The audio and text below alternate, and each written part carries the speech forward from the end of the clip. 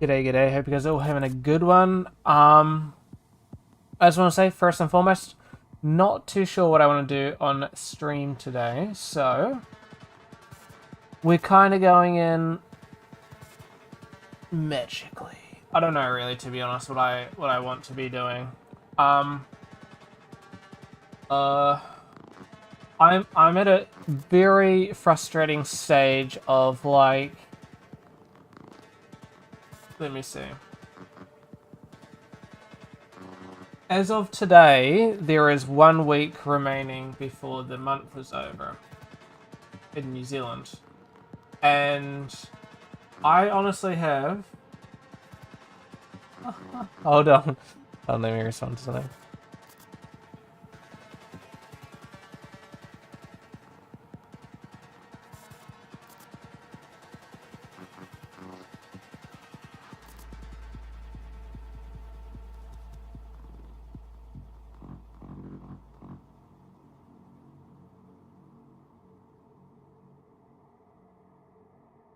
Um, I... I... Nice. Really funny message. Yeah, I got about 3 main things that I'm currently awaiting for.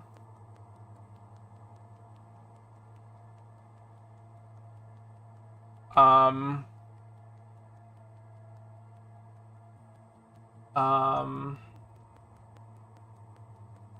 3 main things. I think I have technically more. Um, let me see if I can bring something up for you guys. Let me switch my screens. I forgot that I'm in special mode. Let me see if I can bring something up.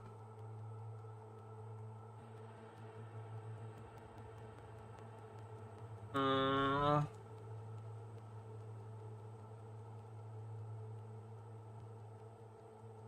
On. Oh, right. I can't search for. Maybe I don't bother finding it. Um. Oh, I know I'm very close to the message that I'm looking for, though.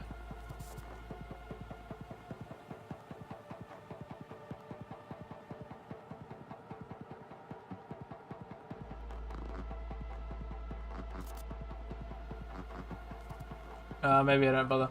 Long story short, unless I can... well, this isn't exactly what I was meaning to show. I was trying to find the actual image, but... Oh, wrong one. Nomad Sculpts is the creator of Nomad Sculpt saying, no guarantee, but hopefully it releases next week. Maybe if I scroll up I can find it, but... here we go. And he posted this on the 19th, so...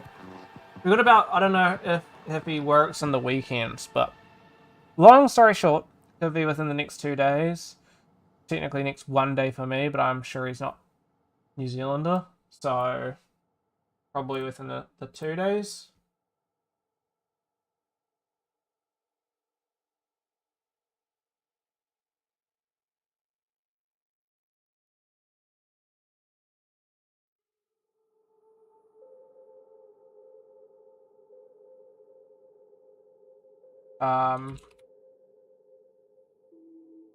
So that's something that I'm really looking forward to.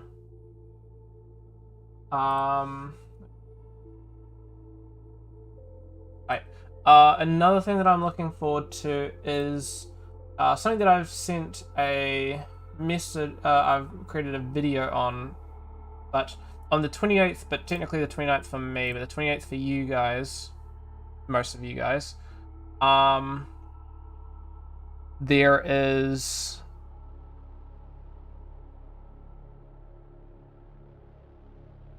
Elemental Week. That was the word that I was looking for. Elemental Week. And so...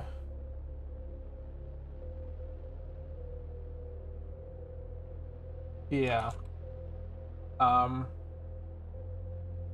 Um...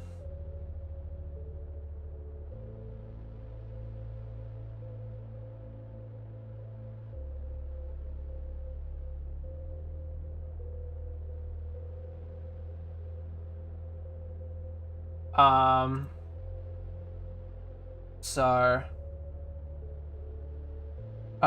really looking forward to that.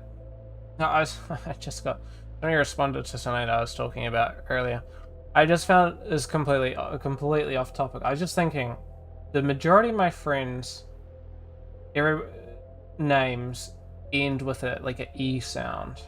I just found that very ironic. Like kind of random, because most names don't end with an E sound. That it like the common ones. You know what I mean? Like what? Like the most common name in the world is like Muhammad or something. An E sound, and most of the main ones are don't. Sorry. Something interesting, I thought.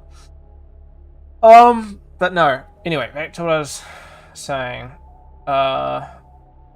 So yeah, Illusion's gonna be releasing. I've seen a lot of stuff there. Let me bring that up as well, actually.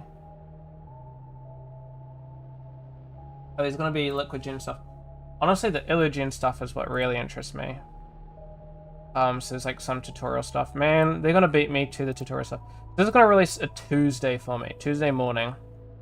I have classes on Tuesday morning and afternoon, so I'm not too sure what's gonna happen really. I probably gotta get started working on the stuff in for my class, so I'm not too sure if I'm gonna be making a video on the Tuesday, and I know I'm busy on the Wednesday. Maybe the Thursday morning. I don't know. We'll have to see. If I can squeeze it, maybe during like these times. To be honest, knowing me, I'm gonna want to check it out. So I'm probably gonna end up making. Oh, I don't know. Here's the thing. I do have to learn the software before I make my normal videos. So there is that.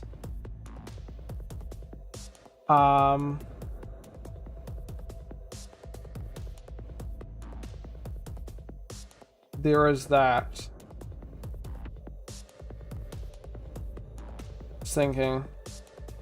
Maybe it won't be too bad. Maybe I can pick up Illusion pretty well. I do use a decent bit of... Man, my hair is crazy. I gotta get a haircut, honestly. I do use a decent bit of... I do... Man, what am I even saying? If you can't tell, I'm a little tired. I have... sorry.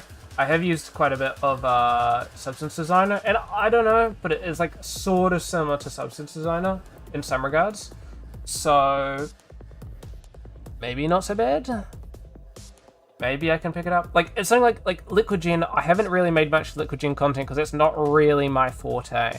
Not that I don't enjoy mucking around in it, but I don't have that much prior experience with it. I actually had a bit of prior Pyro stuff because of Houdini. I haven't done too much Liquid. I think I did like one thing with Liquid and Houdini prior. So that was kind of a bit of a new ground.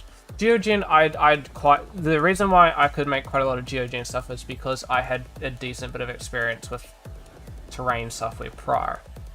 I had, I think, World Creator for like 2 years, then Geogen came out, and then I think I bought Gaia. But then as I was learning Gaia, I learned things that I could move on to Geogen, so it kind of worked out for me.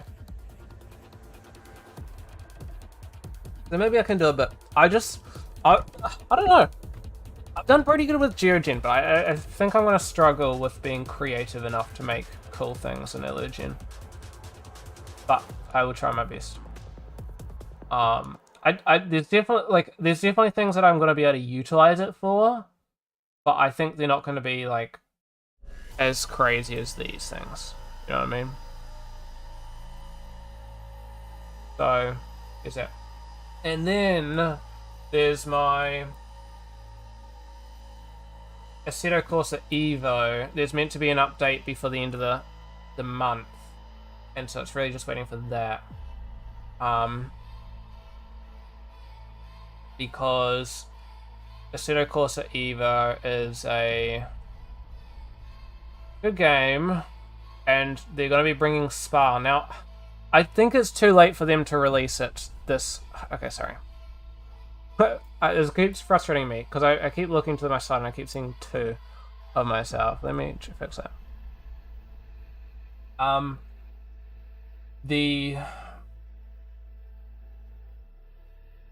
it's going to be Spa-Francorchamps, which is going to be added next update, and in the weekend, starting tomorrow, even maybe. Is it starting tomorrow? Let me see. I'm gonna get my facts right. Maybe not starting tomorrow. See, the thing is, oh no, it starts on Saturday, doesn't it? All these time zones really fluff with me. I think starting Saturday, but technically Friday. No. Yeah, I don't know actually. Let me see.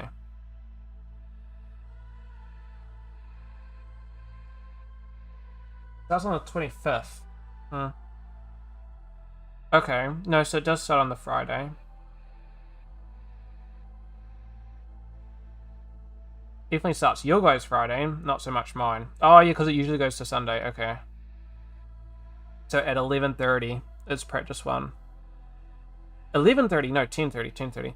10:30 to 11:30 is practice 1, so... And this is going to be at Spa.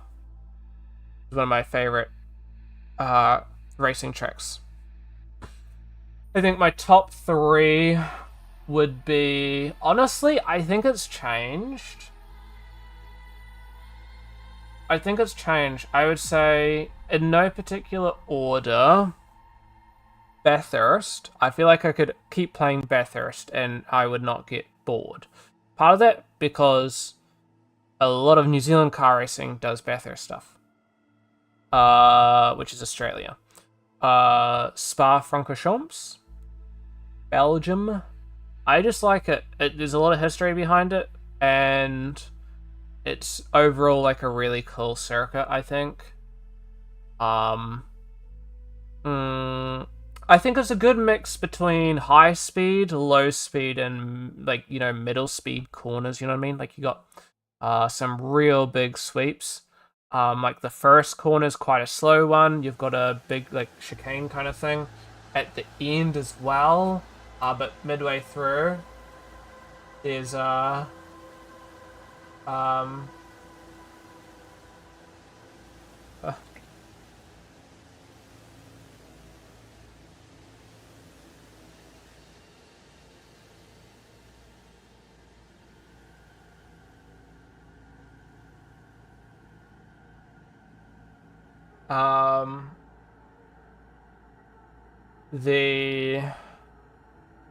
and then like halfway through, I'm just trying to think of the track. Halfway through, you know, you got those big like medium speed, sort of high speed, honestly, corners where you like swooping kind of, which is quite good. And then you got the real high speed corners, which is like before the end, you can almost go flat depending on the car. And then Eau Rouge, depending on the car, you can also go flat depending on like the car and downforce. So, those are really, really cool. So, I like Spa. I don't know why, like I know I like Bathurst because like when I grew up, Bathurst was like the big thing because New Zealand, right? And all New Zealand drivers are pretty much driving Bathurst, with like V8 supercars.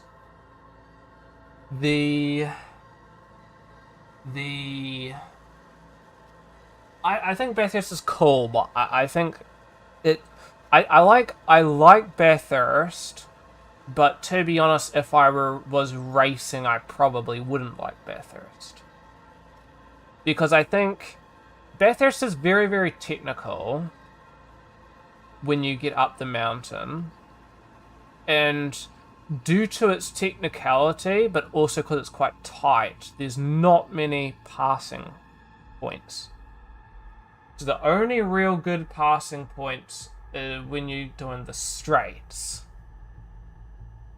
Which is fine, but if you're driving cars that are all pretty much the same, you're mostly just who gets the better exit before the start, right? Because they're going to get up to speed quicker.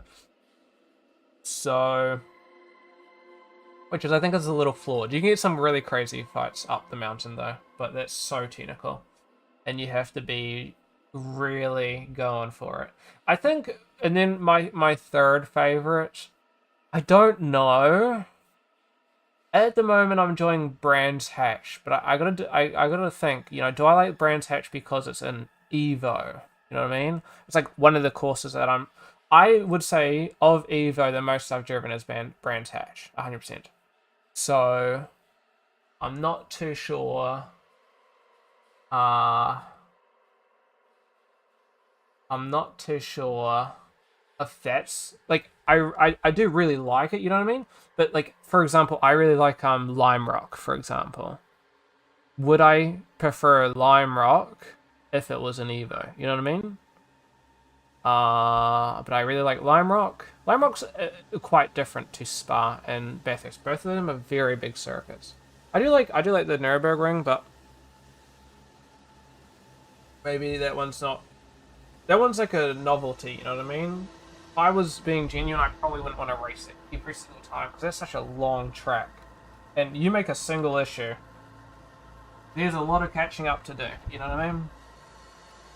But that's a very cool track. Not too sure what I want to stream today, to be honest. Okay. I gotta really think. Anybody is watching and wants to recommend something, maybe I can try play something that's recommended, but otherwise we're gonna be a minute.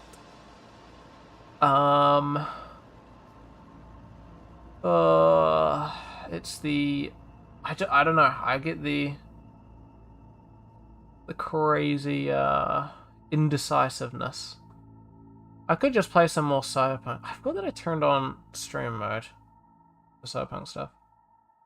The issue, okay, I'd love to play Cyberpunk, but on my normal playthrough, there's like nothing to do, really. Like I just end up driving around the city. I'll go play some more Clear Obscure, I guess. Oh, maybe I do that. I was playing that a while ago, and then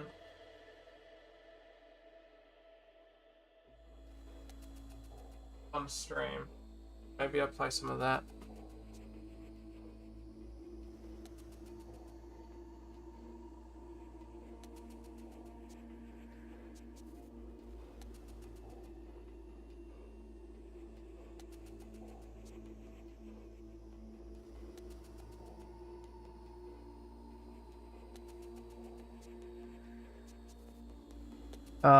Let's get going. Man, I gotta be honest, I've had the stupid Kojima song stuck in my head for like the past 2 days, and it's really frustrating. I don't know why it got stuck in my head. I was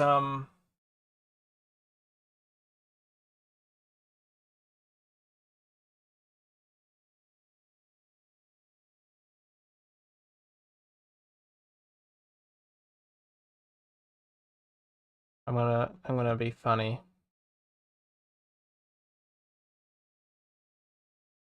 Oh. Oh, not this issue again. I get locked, it's so frustrating. Well, we're gonna be locked, but it's crazy that Kingdom Come missed out.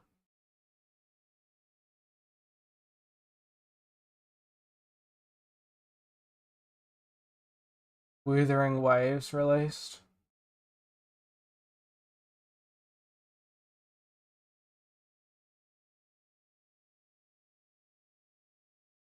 We're gonna pull a bit of a funny one here. I could move my stupid thing though. Wait, Final Fantasy Rebirth didn't release this yet, did it? Fuck me. Hold on. This is so frustrating. Final Fantasy Rebirth didn't. Final Fantasy Rebirth. Yeah, that's 2024. And now trade this over?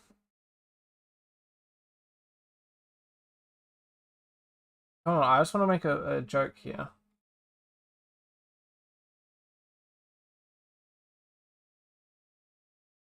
Ah, I don't know. Worst games released 2025. Have there been any like critically bad ones? What? Spirit of the North was bad? I don't know if it was or not, but the first one seemed. Oh, what was that really bad one? What was that really bad one? Okay, I can make my joke.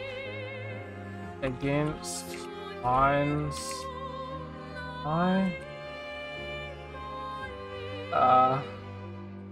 Keep buddy. It was too long to be that funny, but it was still pretty good.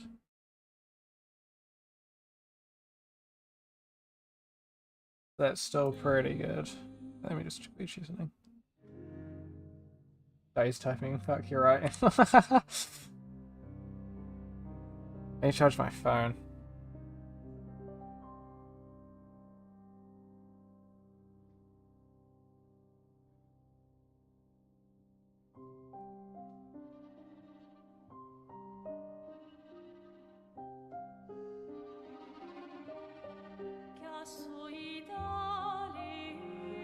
Goodbye.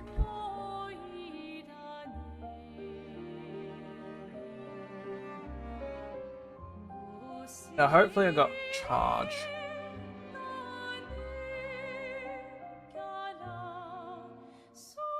Oh.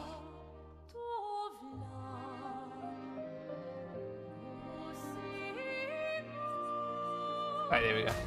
I had to like hover over it for it to work. See if we can get up here. I don't know what is up here.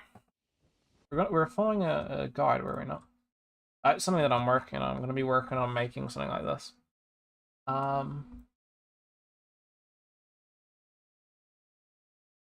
What is this place called?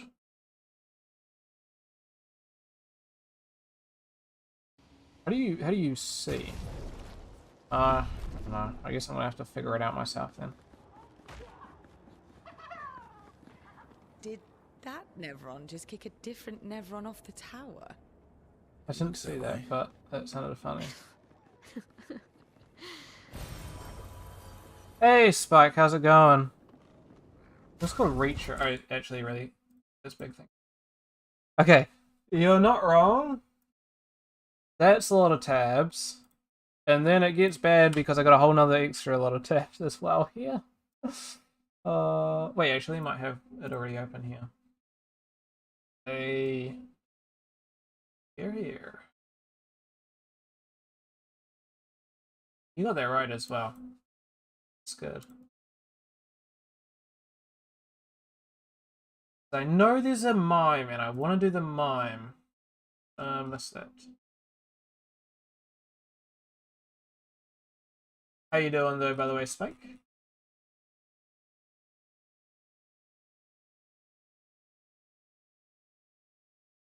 Oh, no, I do have it. Here we go. What are you trying to do? Sorry, I've completed the game, so most things memorized. Just trying to find a reference for where, so I don't miss stuff. Because sometimes I miss things and I can't really be bothered going through things again. So I was trying to get the rough idea. So you remember I ended off here. Pretty good. You can call me Jason if you prefer. That's all good. Jason it is. How you doing though, Jason? This is my... I mean, I have finished the game. Okay, actually I have a genuine question. Can you access this area before you... Also, let me know if the audio's too loud or something for the game, because sometimes it's hard to tell. But can you access this before the end of the game, or is this only post-game content? And if it's the mime, I think you climb, you'll probably find it a bit later. Just find something. think when I was doing this, I get most of these guys with just this.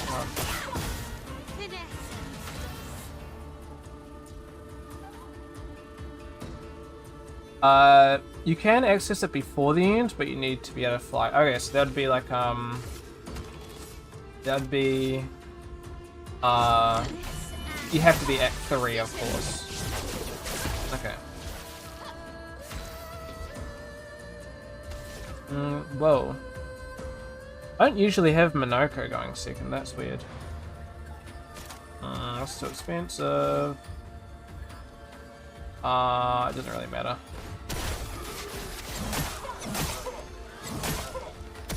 It does matter, I thought that would have killed him. Okay.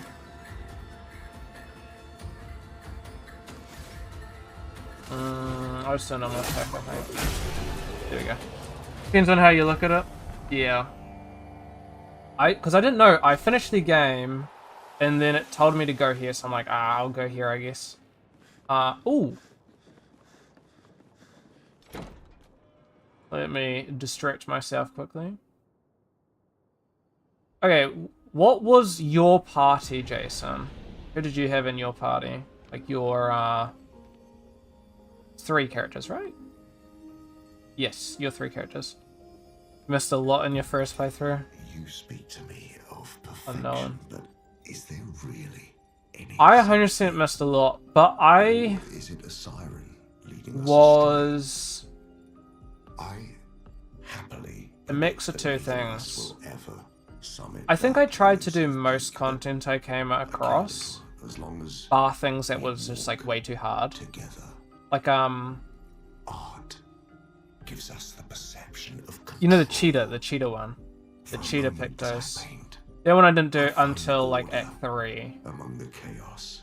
just before the end. That is But I tried to do most things, but then I heard contentment. the Truly better. what do you call it? Perfection.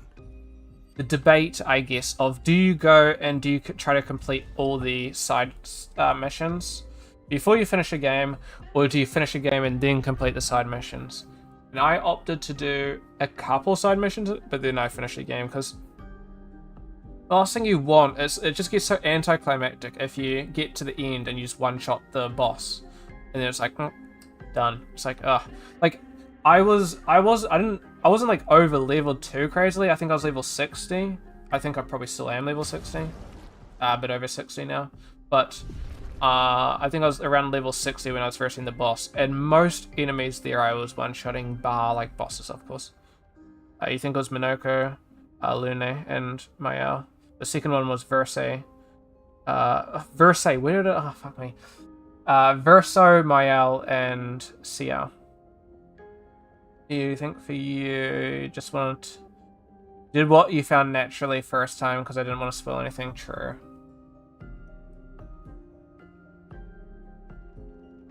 Yeah, I didn't want to spoil myself too much.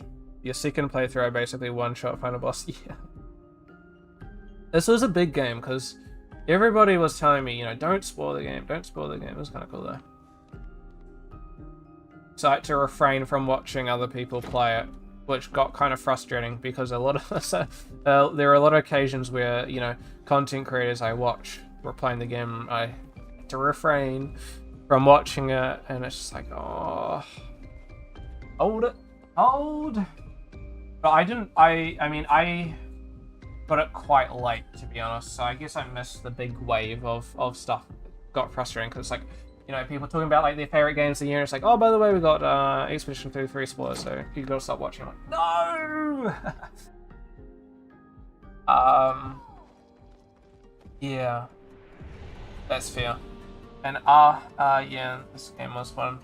You really wanted to not see anything full content-wise? Yes. There's a lot of those sorts of things. A lot of... This game's pretty heavy with... I can definitely see why people are, you know, of the opinion of, you know, don't spoil it for yourself. Back to the wrong guy. 1 second. This isn't like the most optimized use of these characters. I'm just like, most of the time, if I just use these, against these characters. Oops. Okay, well it worked out, but against these. Hey, I reached level 66. Against these guys, it's just easy to use that combo. But this one, I can definitely see the what do you call it? Like the idea of, you know, you just actually don't want to watch. You don't want to spoil it. Oh, Patonk, or whatever the fuck is this one's called. No, this is meant to be Patonk guy, right? Oh, that's cool.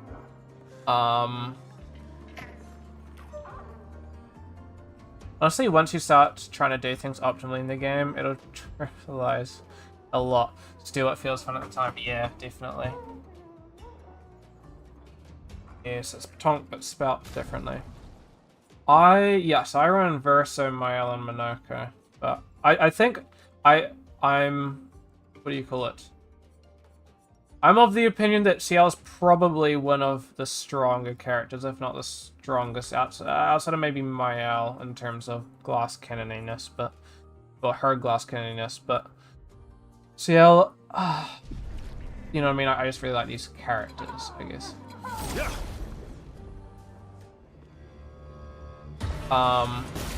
What other games have I played that I would say are like super spoiler heavy? I'm not too sure she's the strongest support character. Yeah. To be honest, she's just strong in general, whether you're playing support or not. But I have heard she's super good. And Minoko, right? I've heard Minoko. I don't have any support characters, but I've heard that he's also incredibly good. That's the main combo. Yeah.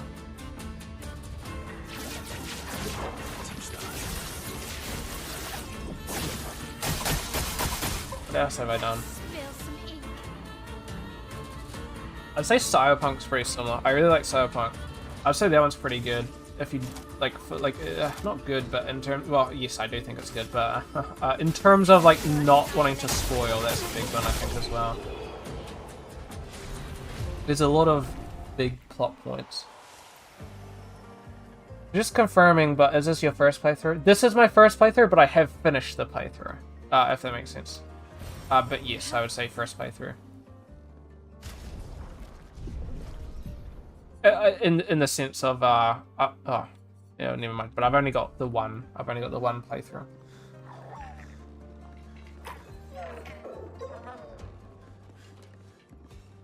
Where's this little Patonk point? I don't know if I'll end up doing a second playthrough. We'll have to see. I'll put it this way. I don't think there's only one game that I've done sort of a second playthrough for, and that's Cyberpunk, but I haven't finished that second playthrough. That was mostly for achievements, because I was like 2 achievements away, but then that was a bit of a pain, so I ended up just using my main thing and just changing my build. And yeah, I get it, like cleared game, but no, new game plus yet, yeah. Oh, whoa! Fuck me. I wasn't ready for that one. I don't know. Oh, that was lucky actually. Ah, but he's still just thinking about playing. I don't know if I'll end up doing New Game Plus. We'll have to see. Ironically speaking, I've never done a New Game Plus in a game before. Which is ironic in the sense that there are a lot of games that I consider amazing. And is weird that I haven't. That's not something that I've done. Like Witcher 3, probably one of my favorite games, has a New Game Plus. Never did that. But if you don't feel like it, then yeah, don't worry about it. It'll be good for yeah, but then again, I think New Game Plus is like super up my alley, which is just weird that I've never really gotten towards it. You know, the sense that you're starting with like all your abilities and all the knowledge and stuff, and you sort of get like a different like approach to things, I guess, which I think is kind of interesting. For me, New Game Plus was easy to do because I missed so much. True. If you, especially the starting stuff, like I know there's a mime in Lumiere that I missed. And so something like that, 100% would be this sort of like the same deal.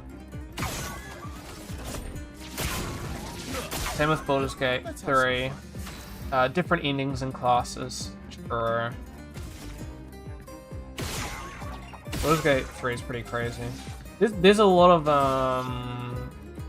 different ways you can play that game. So, like that game, you could probably like play through like 3. Oh fuck me. Oh, that was lucky. Play through like so many times over, and you'd still be getting like new games.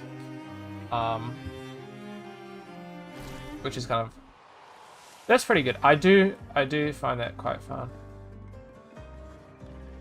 Although I cannot be tempted with games that are like replayable. Not anymore. I used to play Warframe. Perfect. 3 haven't played in ages. I think I did 2 playthroughs, you forget. Ironically, I've only done 1 playthrough for Witcher 3 as well. I need to finish the game. That's what I've been trying to do. Okay, sorry. I have finished the game, but when I say finish the game, I mean every single mission and piece of content available. I did that with Cyberpunk. That one I did every single mission. Which, for those sorts of games, I just really enjoy what they have to offer. So, those ones I reached it. Might have been a reset because I decided to do Witcher 1, 2 before 3. How'd you rate them? 1 to 3. What's your favorite in order? Pretty daunting, but I get you. Yeah, it is, because like even Cyberpunk, which isn't even like the longest game there is by a long shot. That one took me like 200 and fucking like 220 or 40 or so hours to finish like every single thing. I think Clear Obscure is honestly pretty fair in terms of what it's doing. 100%. Here's the mine. And Witcher 3 was by far most up your alley. Not just because of graphics, yeah. But writing and gameplay wise as well.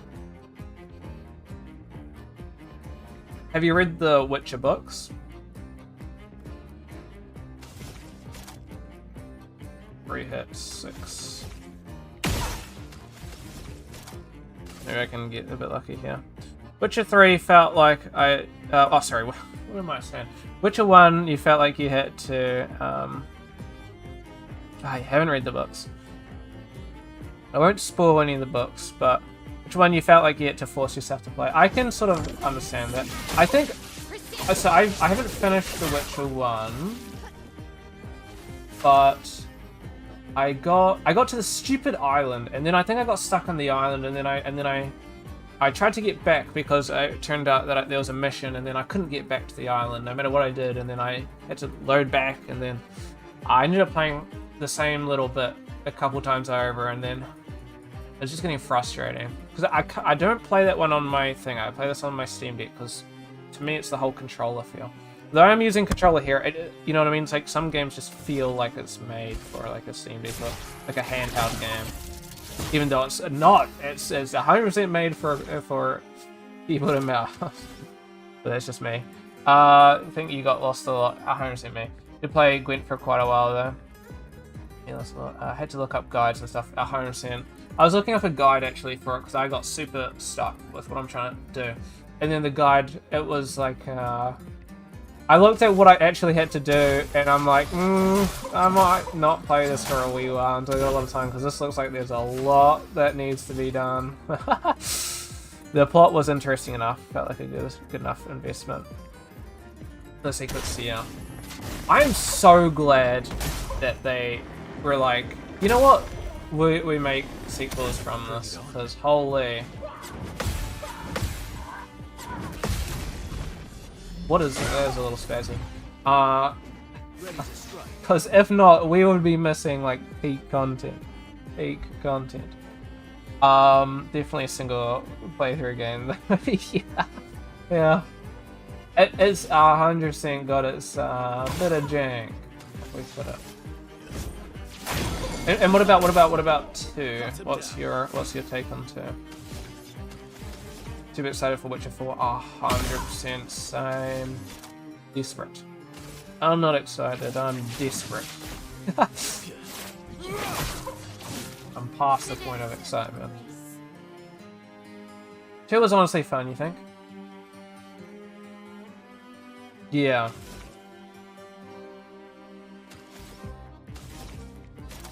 I don't know. So I really enjoyed... So I recently played through 2. I really enjoyed it, but I did... The story lost me a little bit. I did, I don't know what one you chose. I did the... Oh man, I shouldn't forget. I did the elf guy.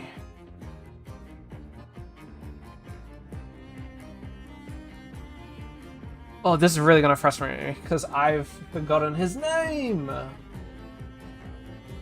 he's mentioned in the books. He's not a big part, but he's mentioned in the books.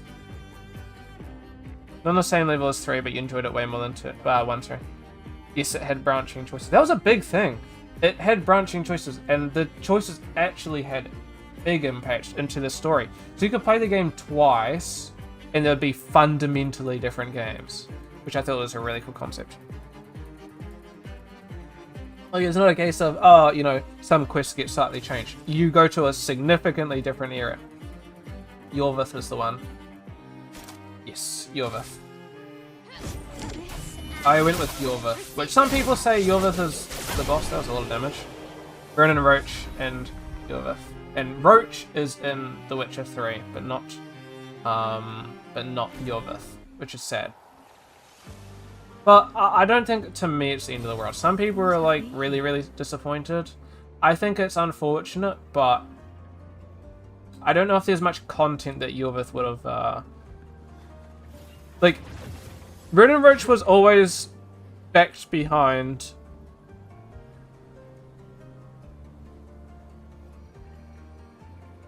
How am I forgetting these names? Okay, I'm, like, big Witcher person, so me forgetting these names is kind of sad. Whatever. His it's the blue guys, his kingdom.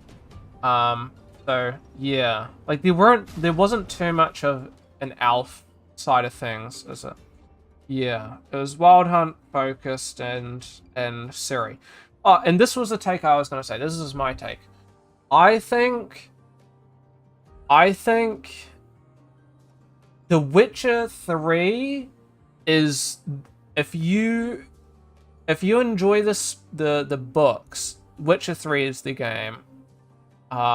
Because Witcher 3 is the most, like, in line with the story from the books, in my opinion. Like, I think, without spoiling the books, I would say I could honestly look at The Witcher 3 being a gamified version of the books. It's a completely different story and it takes place significantly after. But the content within the books aligns incredibly well with the third game in terms of what it covers. I guess is the most I could say without spoiling, which I think is really, really cool. Whereas 1 and 2 are quite different, for that matter. They are, like, very different games. But oh man, I love the books.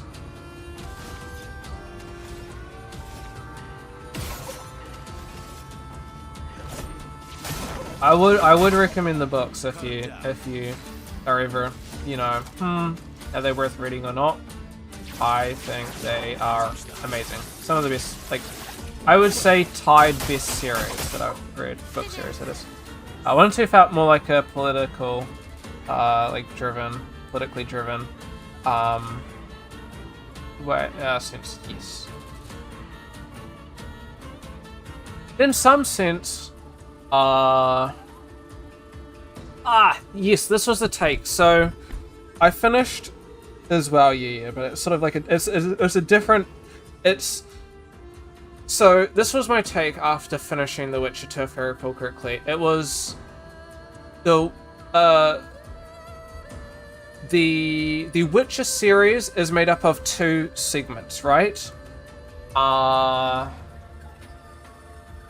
Without spoiling, there's like the Ciri segment and Geralt and Ciri's stuff, and then there's the more like background stuff of like the politics and the drama around, you know, the different nations, the people, and these sorts of things. The Witcher 1 and 2 focus more on the background side of the books, whereas The Witcher 3 is more focused on the more forefront side of what the books cover, which I think is kind of interesting. I can sort of see why they did that. You know, without saying too much, the books are quite conclusive in its ending, where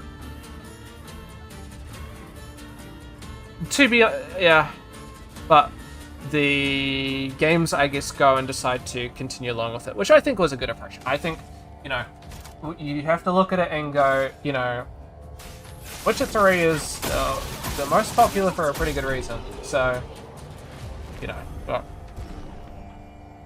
it's pretty good. But I hold, I definitely hold more.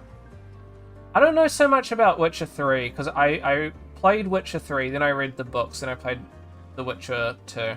So it should be interesting to see where 4 takes the world. So 4 is covering a really cool thing. It's covering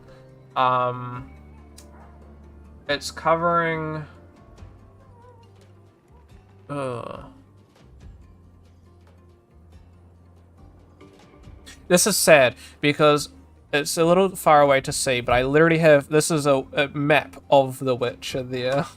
So I don't, say that I can't remember. It's the top, it's covering the top. Okay, I don't know about you when you played, but for me it's so frustrating because whenever I try alt-tabbing, it doesn't let me alt-tab.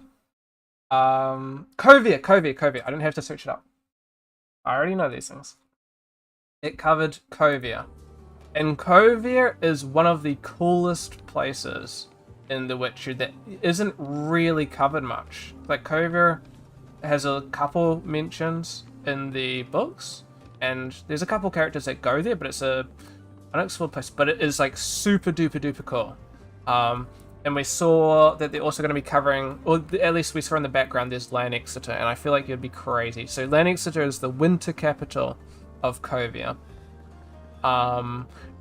There's so many things I could rant about it forever, but like there's something that's really close is called the Dragon Mountain, so I'm thinking there's going to be a lot of like more dragon inspired monsters, I guess.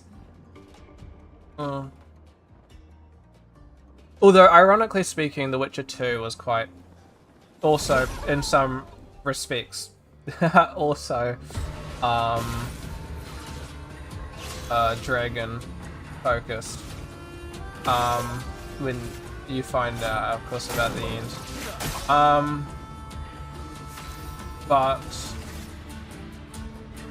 that's gonna be really cool. Lanexeter is the winter capital and a super cool place. It's like effectively is often referred to as like the Venice of the Witcher world, effectively. So you like Venice, you know, you expect quite a lot. Really, really cool. So it's like there's a massive I don't know what it actually is. I don't know if it's like a river or like it's a path to like the sea. Like, well, that would be a river, wouldn't it? It's not a stream. I'm not too sure like if it's got a special name, but effective river that goes right through it, and there's some really cool stuff. And I think wrong button. Kovir is a super awesome place. Super rich as well. It's one of the most richest places. I think the most richest place. Funny story. This is a spoiler to some lore, but this isn't going to be relevant. This will be beneficial to know, I think, if they decide to cover it. There was with, I think, if I recall correctly, Redania had like the king of Redania at whatever time this was. There's like pre-books and stuff like that. There's like really, really like old lore. But the king of Redania had like a cousin, and they're a really annoying cousin, and he didn't like him. So he's just like, to get rid of him, we're going to send you, and you're going to be like the effective, like you can be the king of this place, and it's going to be Kovir effectively, Kovir, and Povis, which is the other country.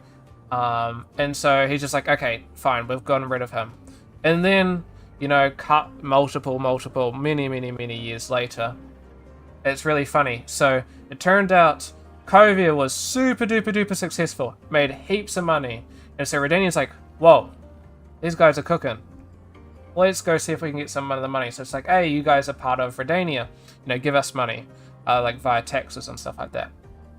And he's just like, we're our own thing. And so Redania got really pissed off because Kovir was super rich. And so Redania is like, okay, let's go and take over Kovir. Redania sends their best army over to Kovir, and then Kovir's got it was like a decent number of troops. It's something like 2,000 to like 5,000 troops. And then they go to Kovir, and wow. Turns out Kovir had like an army of 20,000 troops waiting, and Redania's like, uh-oh.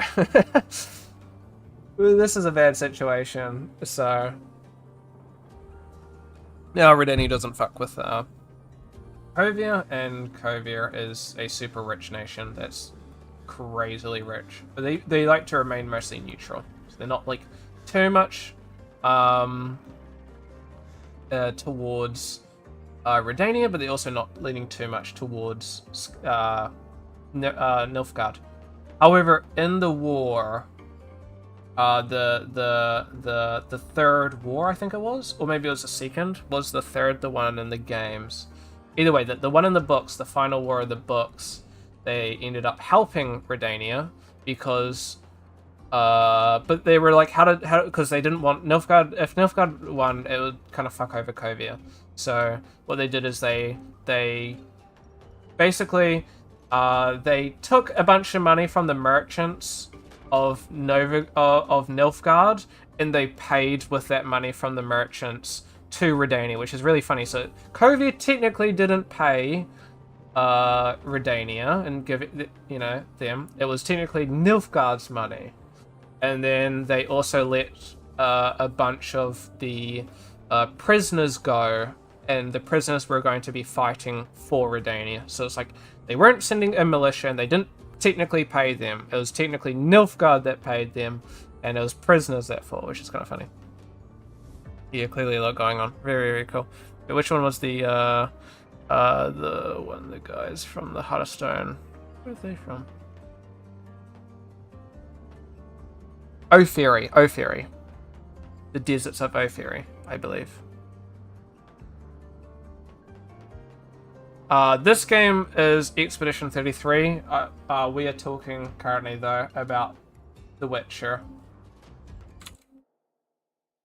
Ophiri is a different place. Ophiri is very cool. That's another place I'd like to be covered. I would have thought there would be some like pictures.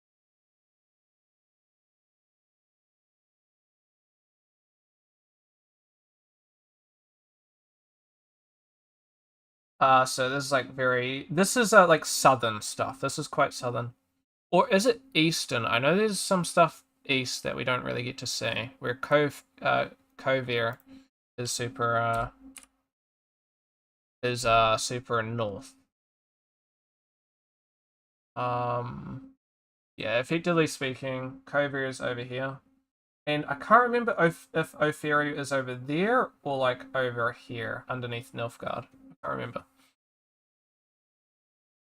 I'm gonna be right back. Sorry, guys.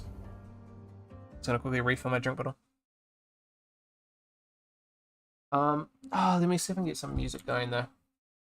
You guys aren't too bored. I'll put on some more clear obscure music. Right. Sorry. I will be right back.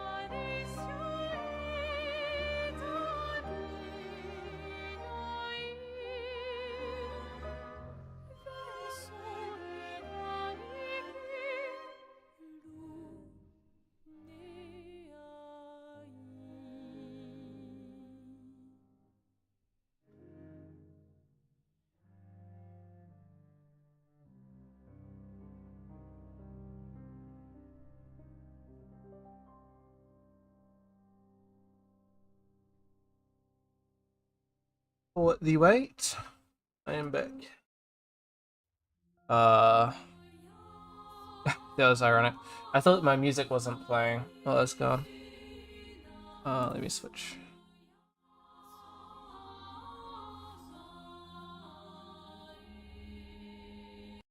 Alright. Let's see what this person is. It looks like a mime, but then not, maybe?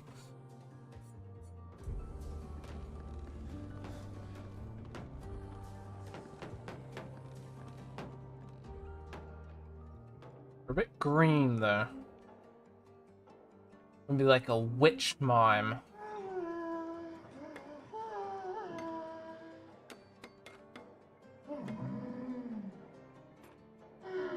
Or grass mime. No, it's not a mime, though.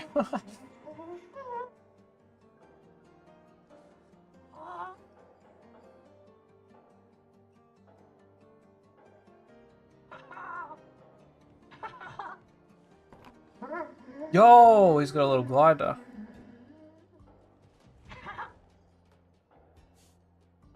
Vertigo, remember?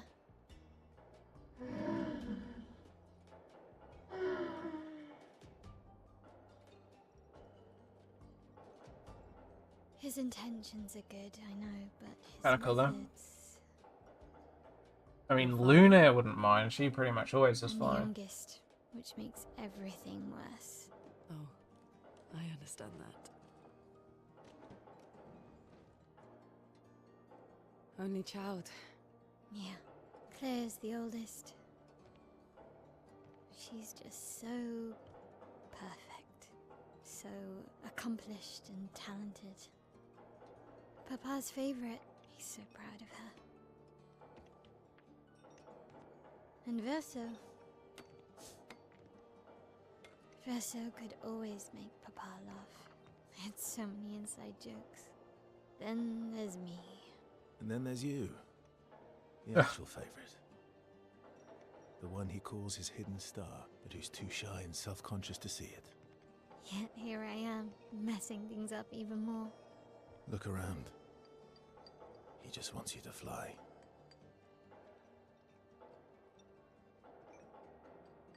Well, I hope this isn't like a whole Icarus situation. Flying too close to the sun.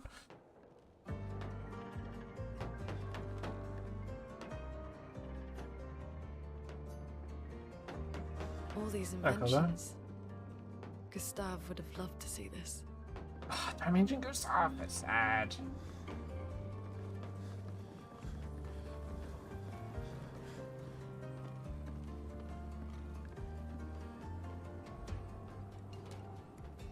Just looking to see if there's anything missing here.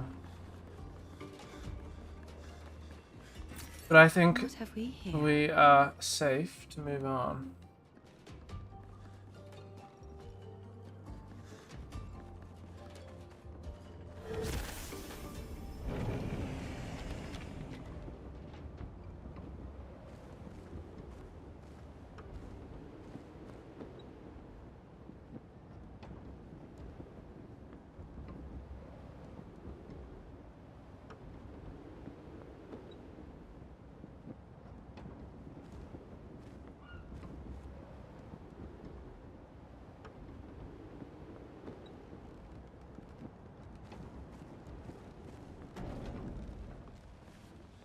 Hey! Save point.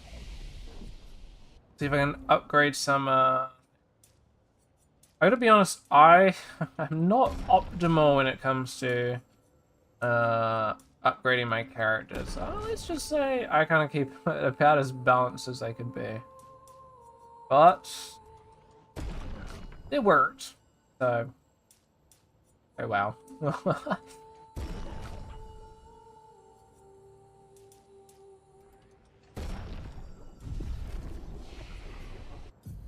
And there's nothing else that I really want. So I got a heap of skill points for pretty much everyone.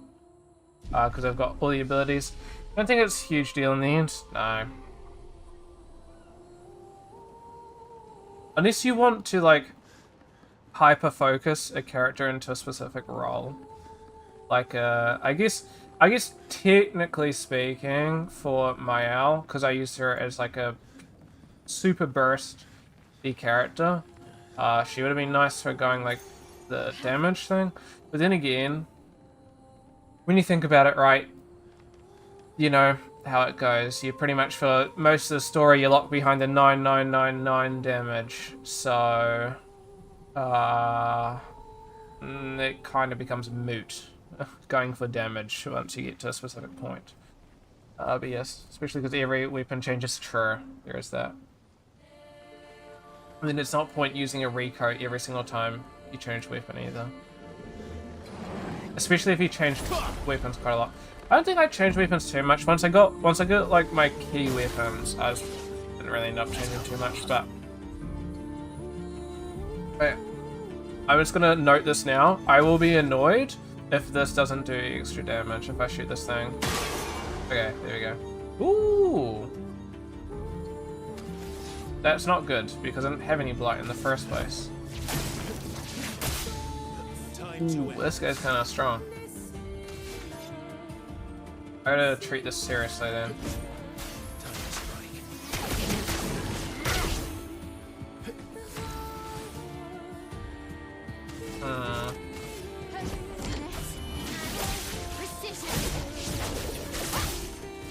Alright, hold on. I'm gonna be cooking here. Especially if they got blight. I hate blight. Blight is so annoying. This person's tanky.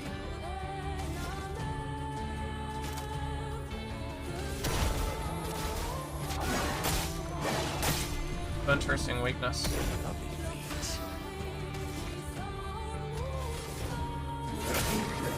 But resistant.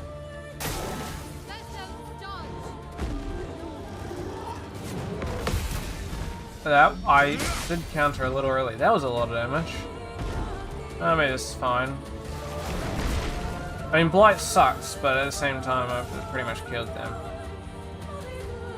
Like, this will probably kill them. Oh, well, that was a waste.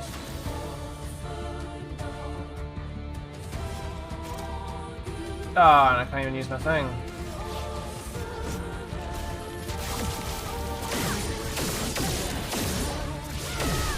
There we go. Let me see. Ooh, that's a really cool looking weapon. I was interested in doing Expedition 33 weapons for my assessments. For her, I've pretty much only used the Medalim since I got it. For Verso, it was the Dualiso.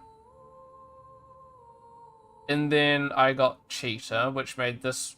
This is good. still. However, it's less good, especially because the power is quite low. So it kind of becomes a little bit less good. Your world design project was basically Expedition 33 one, the mechanics level thing. Oh, really?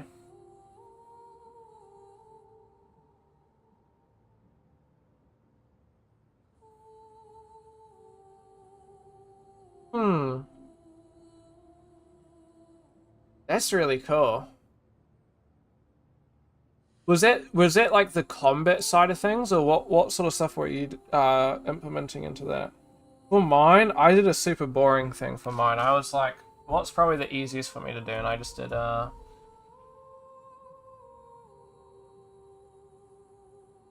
parkour. That's the one. I did parkour effectively. It was like one of those like speedrunny parkour games. Kind of like me. It was very visual. Broken Conception, the painting workshop. Maybe not, honestly. Oh, I might. No. I should establish Expedition 33 because I'm coming up with random things. No, I haven't. Side note. Whoa, what the fuck? Hold on. Sorry.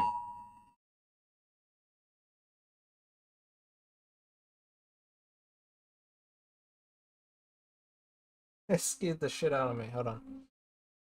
There's an emergency alert. I've never had one of these ones.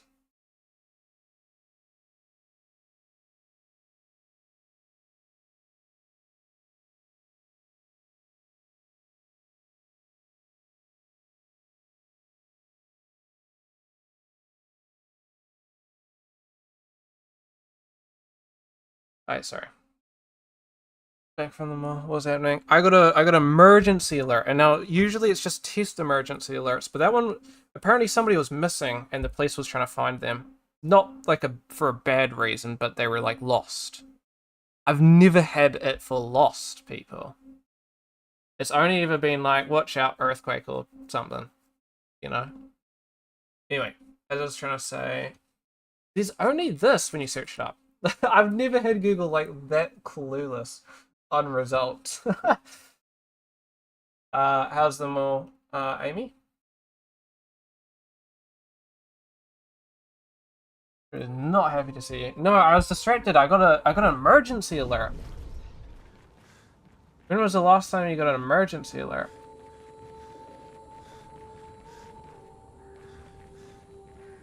Yeah, literally. It was because somebody was lost in my suburb. That's the word I was looking for. Didn't get alert at that time. No, that was suburb explicit, which is very weird.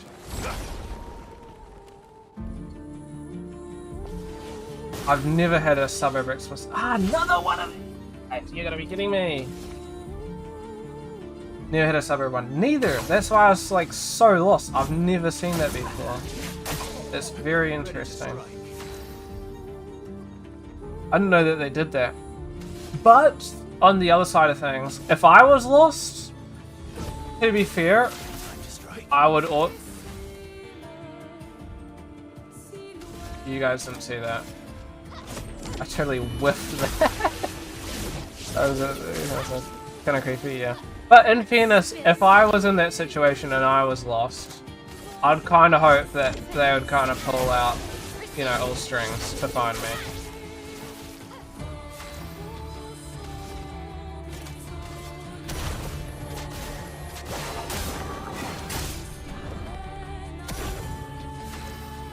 But it's pretty late, you know.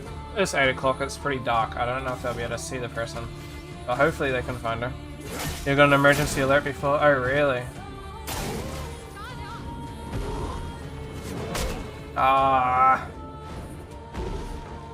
That was annoying. Okay, well. Light's very annoying. We get them quite a bit here in New Zealand. Oh, used to, not so much anymore, but we used to get them quite a bit because we used to have lots of like aftershocks and stuff, and they used to play that quite a lot if they detected something early.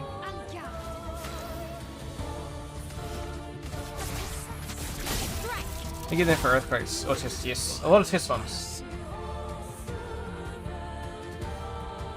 A lot of test ones. I recall. I think I was in like a. What are they called? Like when you're like, you know, the puzzle room things. We like you're inside of this puzzle room and you have to try to escape. That thing. I don't know what you call it. Puzzle room maybe.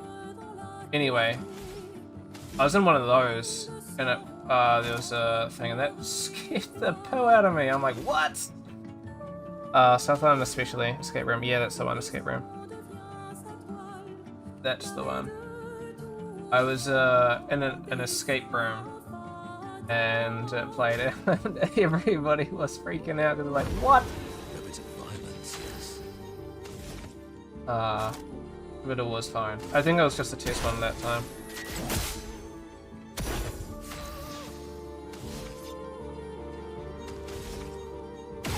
Man, I wish they like relit their thing, because now everybody else gets shafted. You have to be very particular in who you want.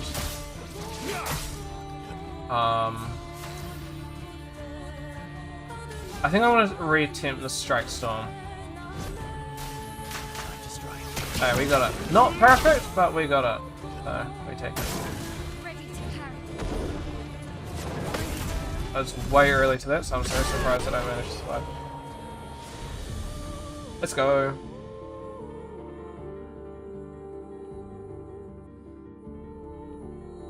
So close to leveling up again. I'm getting heaps of experience from this. Getting pretty far in. How did your mechanics assessment go, though, Jason? Got evil sub count? Do I?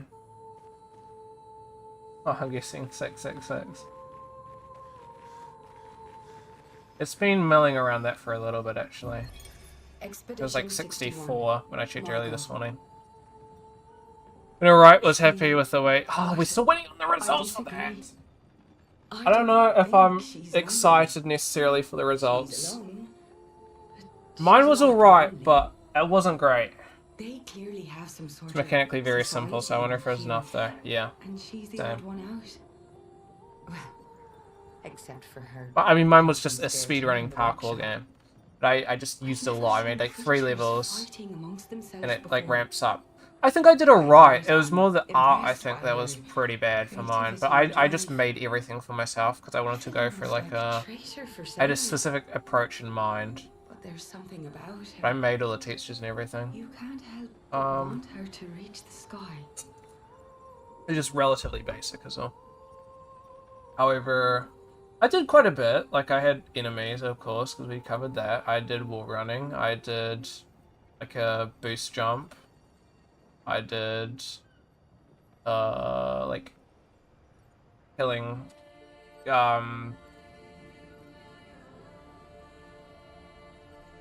was it Dead Zone? The stuff that you put at the underneath the level to kill players. I forgot. All these. I did quite a lot, to be honest, but it was just really basic stuff. I used jump pads as well. I had jump pads as well. Mine was not... Oh, this is very cool, though. Reset, rotating platforms, nothing complex. Yeah, that's fair. I'd say wall running was by far the most complex. Oh, and I had shooting. Actually, no, that is a lie. I think there were 2 complex things that I added. There's the wall running. I don't count AI because we did that in class. I did wall running. That was complex. And that took a while for me to fine-tune. And then it was shooting. Because I did use the default shooting system, which was fine. It was the... Hold on. Rest. It was... So I shoot targets and it tracks onto the UI. But getting that to work is a lot more complicated than I thought it was going to be, so I actually ended up having to watch a video on that. Because I was very close. Okay, So I used to use Unity. So I sort of was trying to treat it as a Unity sense, but then it turns out you can't. Useful. But you can, but Unreal's quite different. So in Unity, you'd use variables, right? You create a public variable for example, like targets shot, and then you just increase when a target gets shot, you just increase it by 1. And then that target variable number is just the numbers of targets shot. So, and then you just display that on the UI. I think that would be pretty simple, and that's how I'd approach it in Unity. Unreal gets tricky because it's not like that. You gotta... Well, for some reason there are no public variables. The only sort of like means of a public variable is casting something. And then it's sort of weird. You don't really want to cast the target. So you have to align everything onto the player, which I don't know. It just felt... Like, effectively I had to do something super convoluted for something that just seems like it shouldn't be convoluted. So.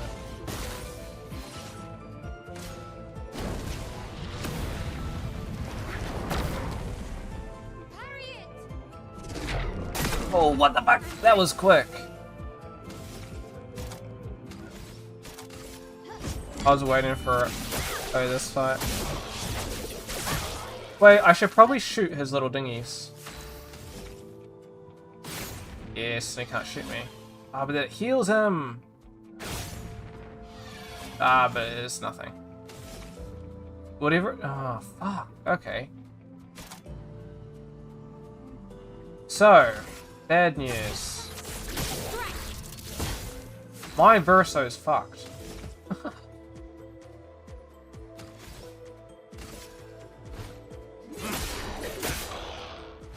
I don't have ice damage. I would imagine ice damage is this guy's weakness.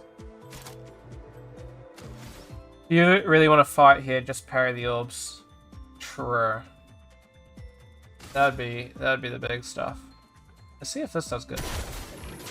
This thing's pretty crazy. This is the in-game attack. Okay. A really funny fight. That was... Well, once I pulled that beast out, it was...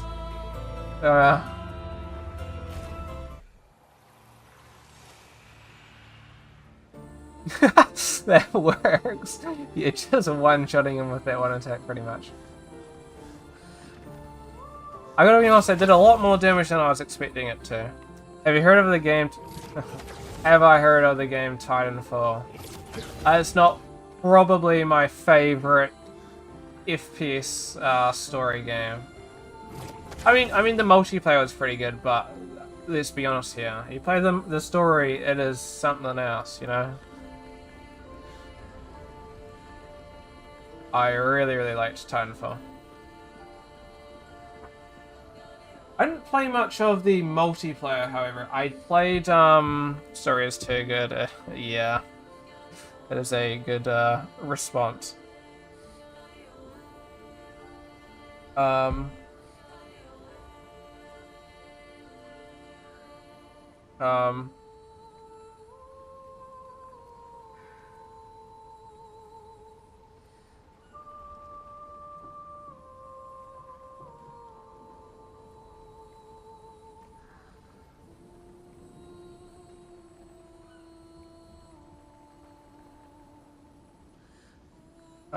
Sorry, 1 second.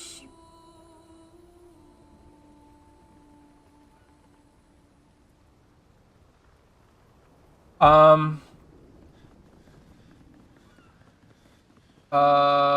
was I gonna say? I liked the... It was Loki goated. I liked the defense thing. You know the defense thing? Where, what was it, like 6 waves? 5 waves? And it, of course, increasingly harder. That one.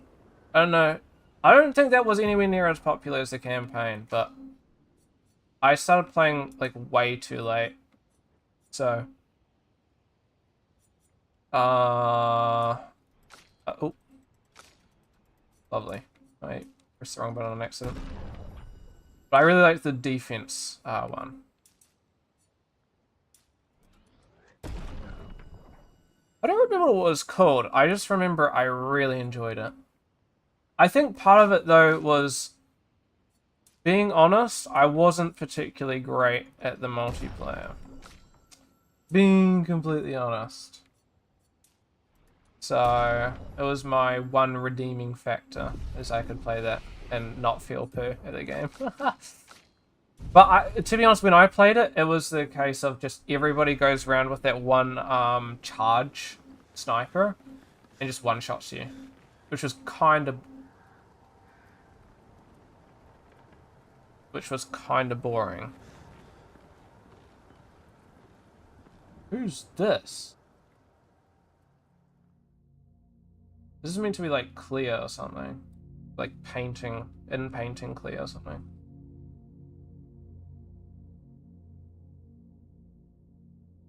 Nope, it's some... I'm not gonna spoil the game.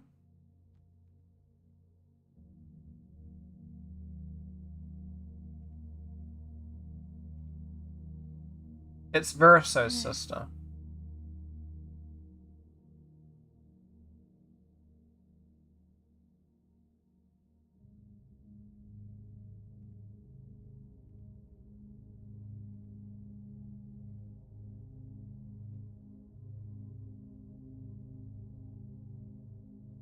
Kind of interesting. So there's a bit of a plot point.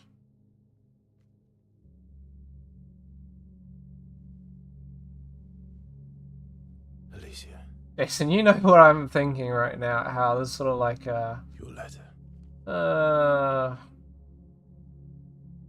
You know what I mean.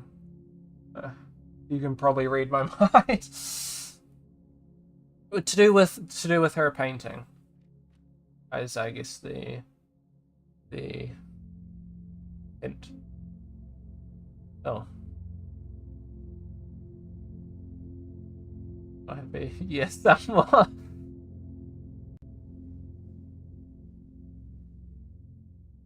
There's some form of like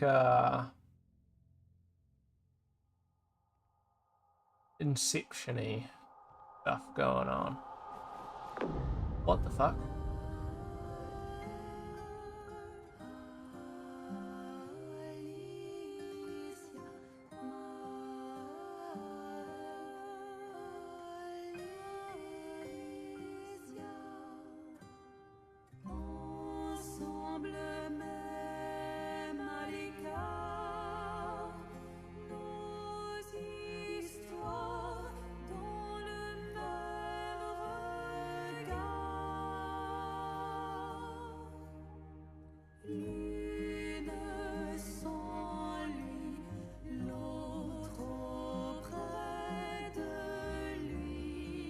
Her mask. Blames us.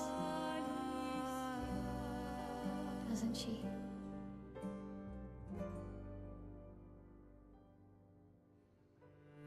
It was pretty sad though. Didn't deserve Okay, to be honest, she's kind of spoiling the game. That's not me. I'm sorry if you guys haven't played the game.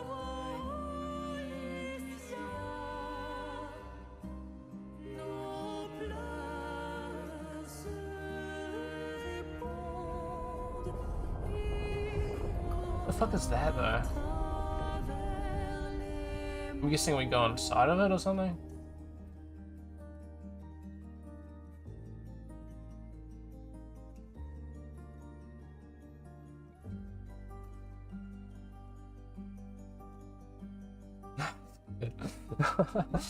I try to pad around the spoilers, but sometimes they're inevitable.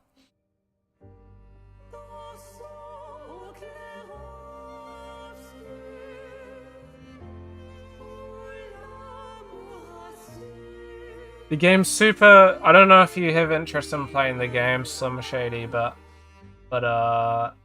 it's a relatively spoiler-heavy game. What the fuck's this?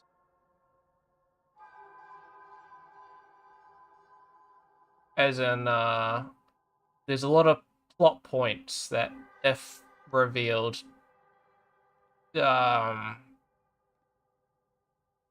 don't know if ruin, but could, I guess, ruin your experience. So. Oh, you're the real accent. Oh, this is the third Exxon place. No, Papa painted Okay. her. Yeah, I kind of forgot about that. So you know who she represents?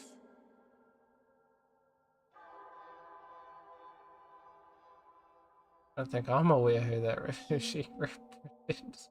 Like being here with her. The Exxon. There was the dancing lady and the mask guy.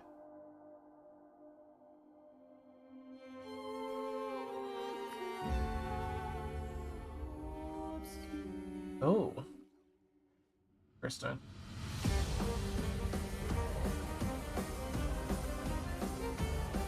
Are we fighting her? Huh. Fighting Alicia. Whoa, whoa, whoa! Okay, the timing on that was so weird. What the fuck? Okay, holy. Whoa, it's a solo fight as well. Okay. Okay. I feel... Let me just do a base attack, because I feel like I kind of... This... Oh. It's faster. I dodge. I don't one-shot her. What the hell? You're demolishing them! I don't know why. It's... okay. It's kind of... Yeah, taking no damage. I think I'm on the easy mode, but I don't know if that has a big impact on the damage I deal. I thought that was just the area. This is way different from your experience, really. I'm aware that easy mode makes it easier for timing. Yeah, difficulty-wise. I don't think it was that big in terms of damage taken and stuff. Feeling. But it could be. I could be wrong. The lithium.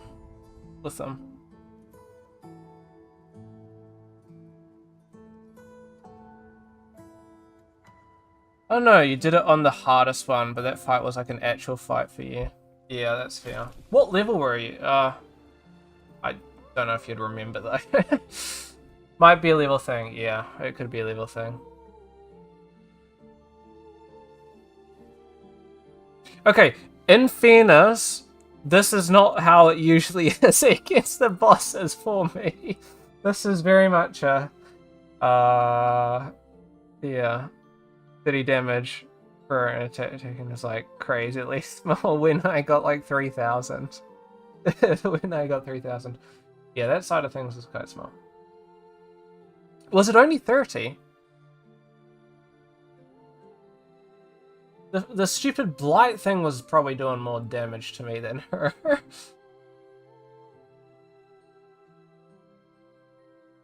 But like fire, the chromatic guy. Seriously. Probably a level thing then. Probably a level thing. Probably difficulty as well, but I would say I don't know. 30. I don't know. Do they do less damage based off of level? Represents his hope. I mean, of course you have defense, but I mean, defense only does so much, right? For me, then.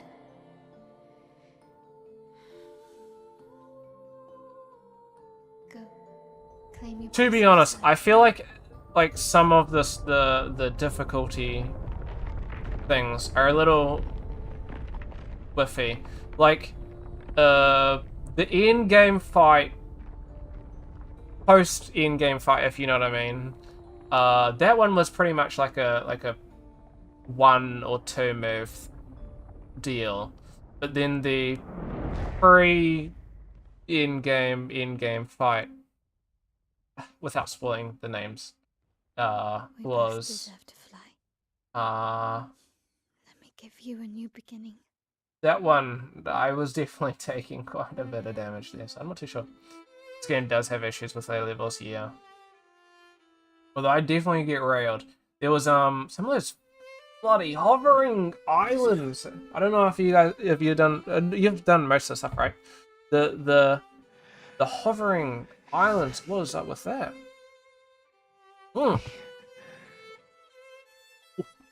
He's speaking. I swallowed that the wrong way. Jeez, that's a bit depressing. Wait. Also in this context. Well.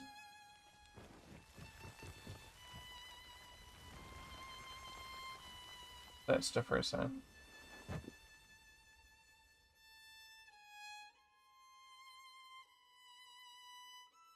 Oh, don't just stand there like you just don't care, come on. Face.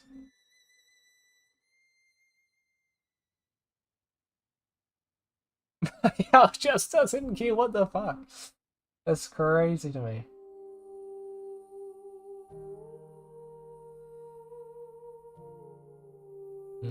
Or verso.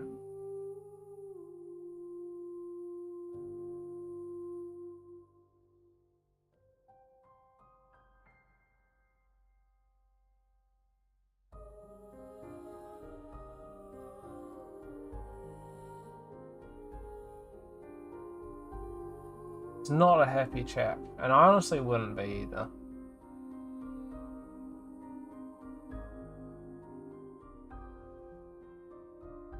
Then again, I guess if she was unhappy, you gotta respect her decision.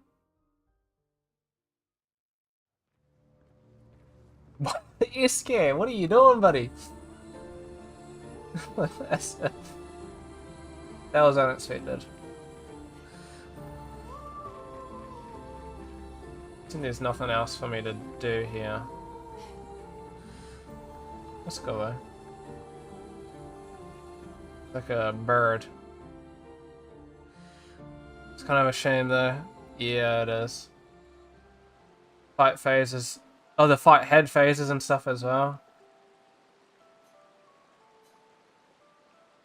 Yeah, that is a bit of a shame then.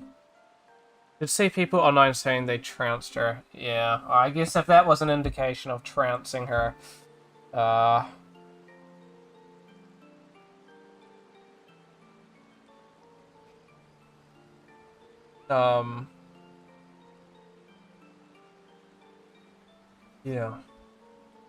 I would say it is quite hit or miss though. It was quite a struggle. It was like a struggle.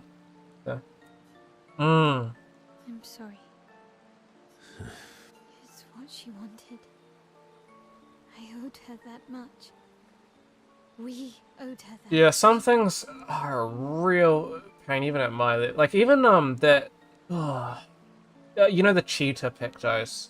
Even at my level at the time anyway, which was reasonably high, it was like 55 or something. No matter what level, yeah. I don't think it would have been that bad. Like, to be honest, I could have like, if I used like my full-on attack, I probably would have one-shot, which is kind of crazy.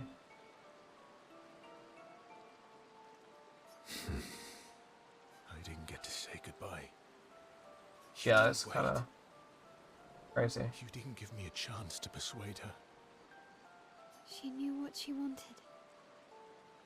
You wouldn't have been. Yeah, the homie should at least get like, at around spoilers, but She's to say not you. goodbye. You don't know that. Although then again, I don't think Verso would have convinced her otherwise. But you didn't even give me the chance. Oh! What ending did you get, Jason? Just erased her. Verso. You've lost two brothers.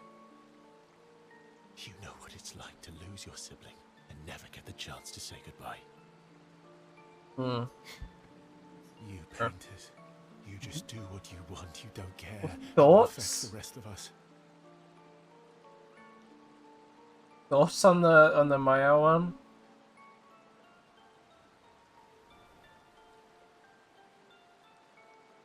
Ah, that's fair then. Because going into Miles expecting it to be the best one, I think I would have been absolutely decimated if that was the case.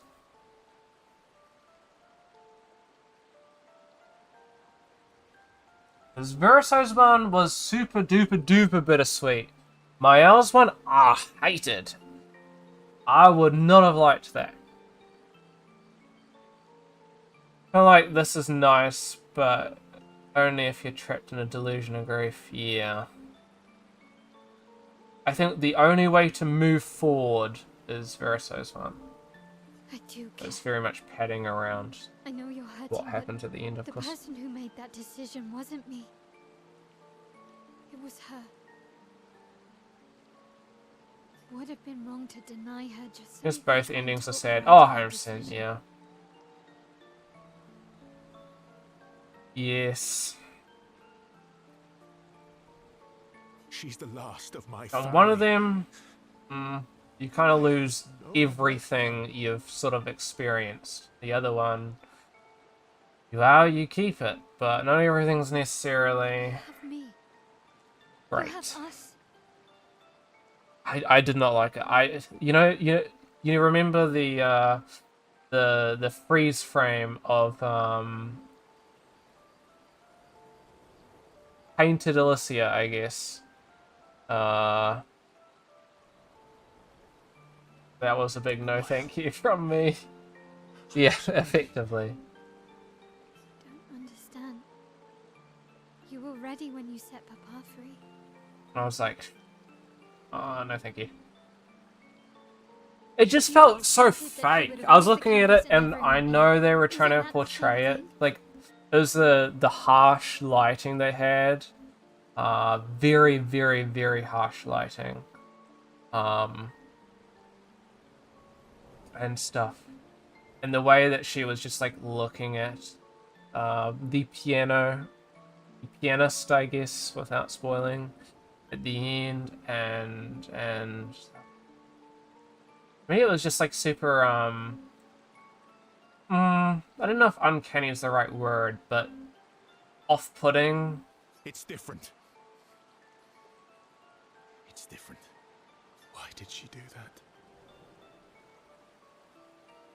You know why. Yeah, unsettling would be the exact word that I was meaning. That was a bit, but then again, like Verso's one as well is incredibly sad as well. But you're right. However, Should've thought it I out. feel like Verso's one ties I in should've a given lot you a closer chance to say goodbye. Cyberpunk endings, and I've played pretty much every Cyberpunk ending, so it's like I'm I've truly sorry. experienced that kind of grief before. It was not my first rodeo, I guess. Please. She's free now. I do feel bad for fucking Verso. This is kind of depressing. He should have still had the chance, so that's crazy. That my hell just didn't even, like, even, it wasn't going to change anything, but it's crazy.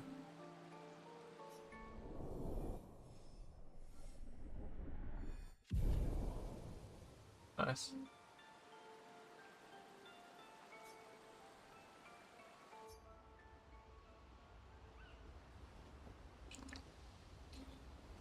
Yeah, I'm going to be right back. I'll be a moment.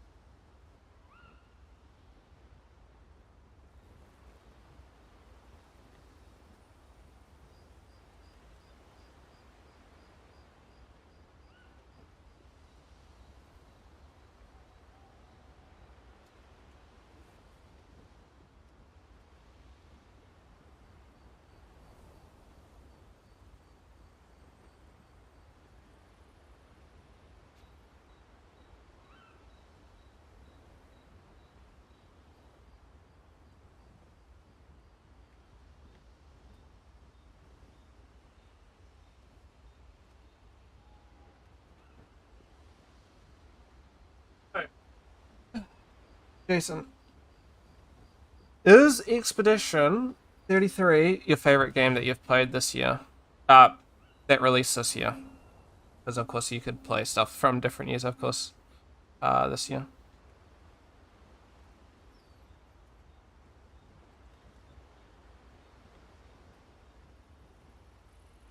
By a long shot. Have you played Kingdom Come Deliverance? To me, that's the game that I would say Expedition 33 is definitely my favorite game this year, if I don't count Kingdom Come Deliverance. Now, I'd probably still say maybe I'd say Expedition 33's Game of the Year. It will win Game of the Year, as of what we've seen so far. But I'm pretty on the same level with Expedition 33 and Kingdom Come Deliverance. Haven't played the first one yet, so I feel you have to. And 33 just felt like a game crafted with everything. Yeah, I would agree with you. It is a very well crafted game, and a lot of love and effort has been put into it. That is incredibly evident. I'm not going to speak with the people because this. I will come back to that later.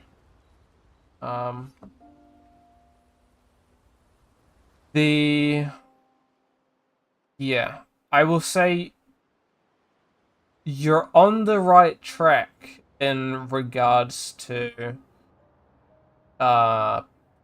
playing the first Kingdom Come first. I'd say The Witcher, you could skip the first 2 games in the scheme of things, and you'd be fine. Kingdom Come, I think you can skip the first game, and you'd be fine. But the difference is Kingdom Come Deliverance 2 is an extension of the first game, whereas The Witcher 1, 2, I don't think 3 is necessarily like an extension. Like, it's effectively its own separate game. Like, you can play...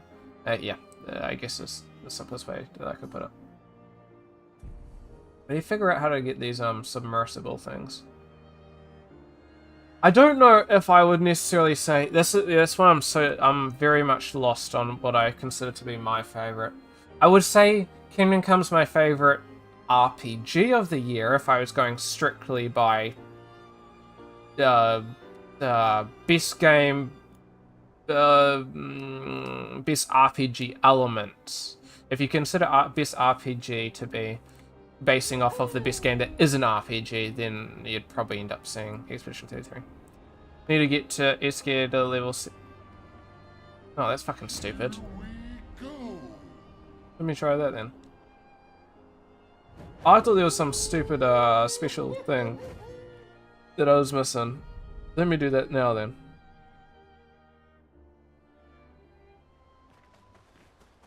I won't bother going through everybody because it takes so long to go through everything, and I enjoy that, but I guess he's not that it's different from my kind of father. painful on a stream. Cousins. I think I have him at level 6, I believe. So yeah, a lot more meaningful when you've done that. Yeah, 100% sure. But everything becomes so much. Hell, the start of The Witcher 3 becomes more meaningful once you complete the game, because if you know what I mean, with the craziest thing of Gauntro Dim of Heart of Stone is crazy at the start. If you know the context, like the characters actually appear in game when you say with them. Oh really? I didn't know that, to be honest. And Letho was one of the characters you liked, having him. I'm pretty sure I got Letho in the game, and I did spear him in the Witcher too. Although ironically, I think I killed him first because I actually replayed the ending. That's not a happy look. Kingdom Come Deliverance 2 is pretty similar in that regard. It's quite similar as it does a sort of quiz thing, where like you can sort of direct, you know, it's stuff like, you know, did you beat this person in the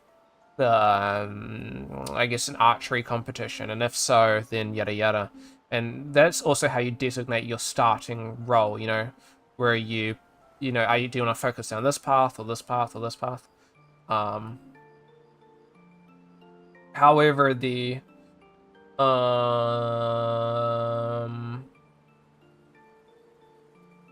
antagonist is shared through the two games, if that makes sense. So you hold a lot less contempt, I guess is the word I would use, if you only play Kingdom Come Deliverance 2. Which I think is fine, but Oh, I didn't. I think it's something that provides a lot nicer of a, you feel a lot more emotion, I guess. Listening to that question was killed Letho. Killed the Witch in 2. Oh, really? I was Interesting. afraid the others would want to return to Lumiere. Yeah, it's so long ago since I'd played, so I can't actually remember what I ended up having. I think it was probably 2018 when I started playing The Witcher 3. 2017, 2018, I'd assume. That's mean. Sometimes you're really mean. But being mean is not necessarily a mean thing. But I also, at the same time, would say Kingdom Come Deliverance isn't necessarily a game for everybody. Yeah. Exactly.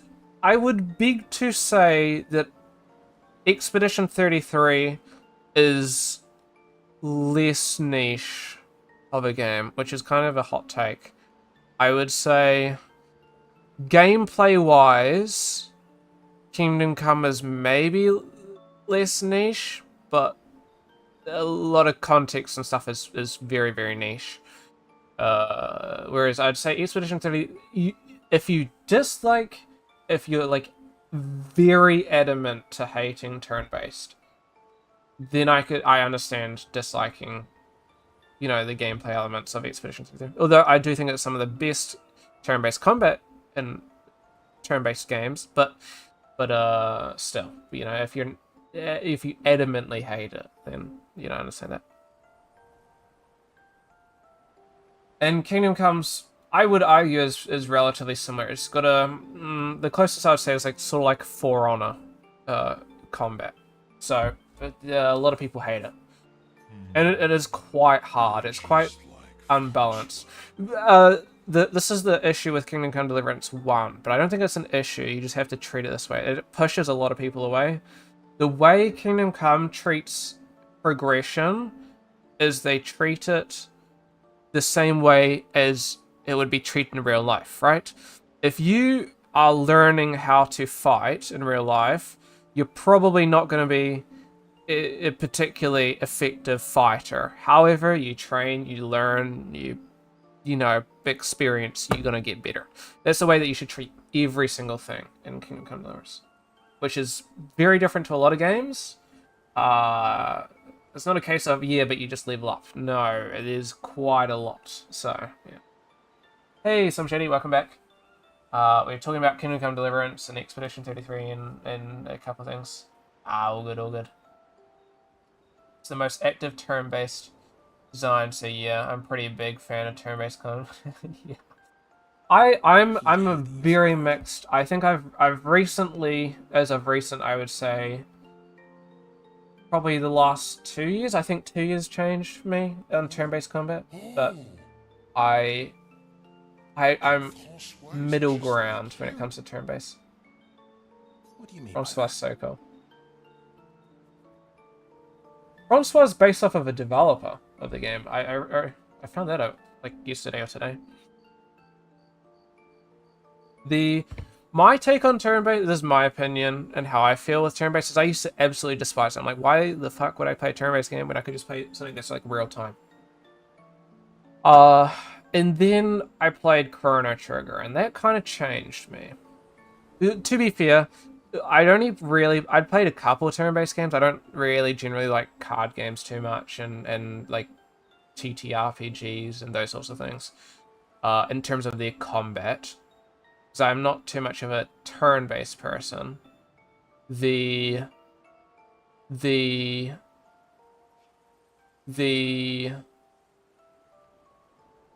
played XCOM and I played Baldur's Gate, and I wasn't too much of a fan. Much to think about his choices, indeed. I played XCOM a little bit. I played some other random things. I played Baldur's Gate. I liked Baldur's Gate for the story. I think the story for Baldur's Gate was amazing. I never finished it though. I hated the combat, and there were a couple of reasons behind it. And part of it was because I didn't realize that you could just leave combat. And I scammed myself out of like genuine probably 30 minutes of time because of that. Great games off the top of your head. Darkest Dungeon 1, 2, Clear Obscure, Baldur's Gate 3, so probably that's. But that's not really because they're turn-based, yeah. They're just good games that happen to have turn-based as well. You can leave under certain conditions, yes. Let's just say I probably had to move my party for like 30 turns just to reach a character because they saw me through a wall and it was like a super complex art. Like, not complex, but it was like sort of like a maze. It was in the cave. You remember the cave where you get housing?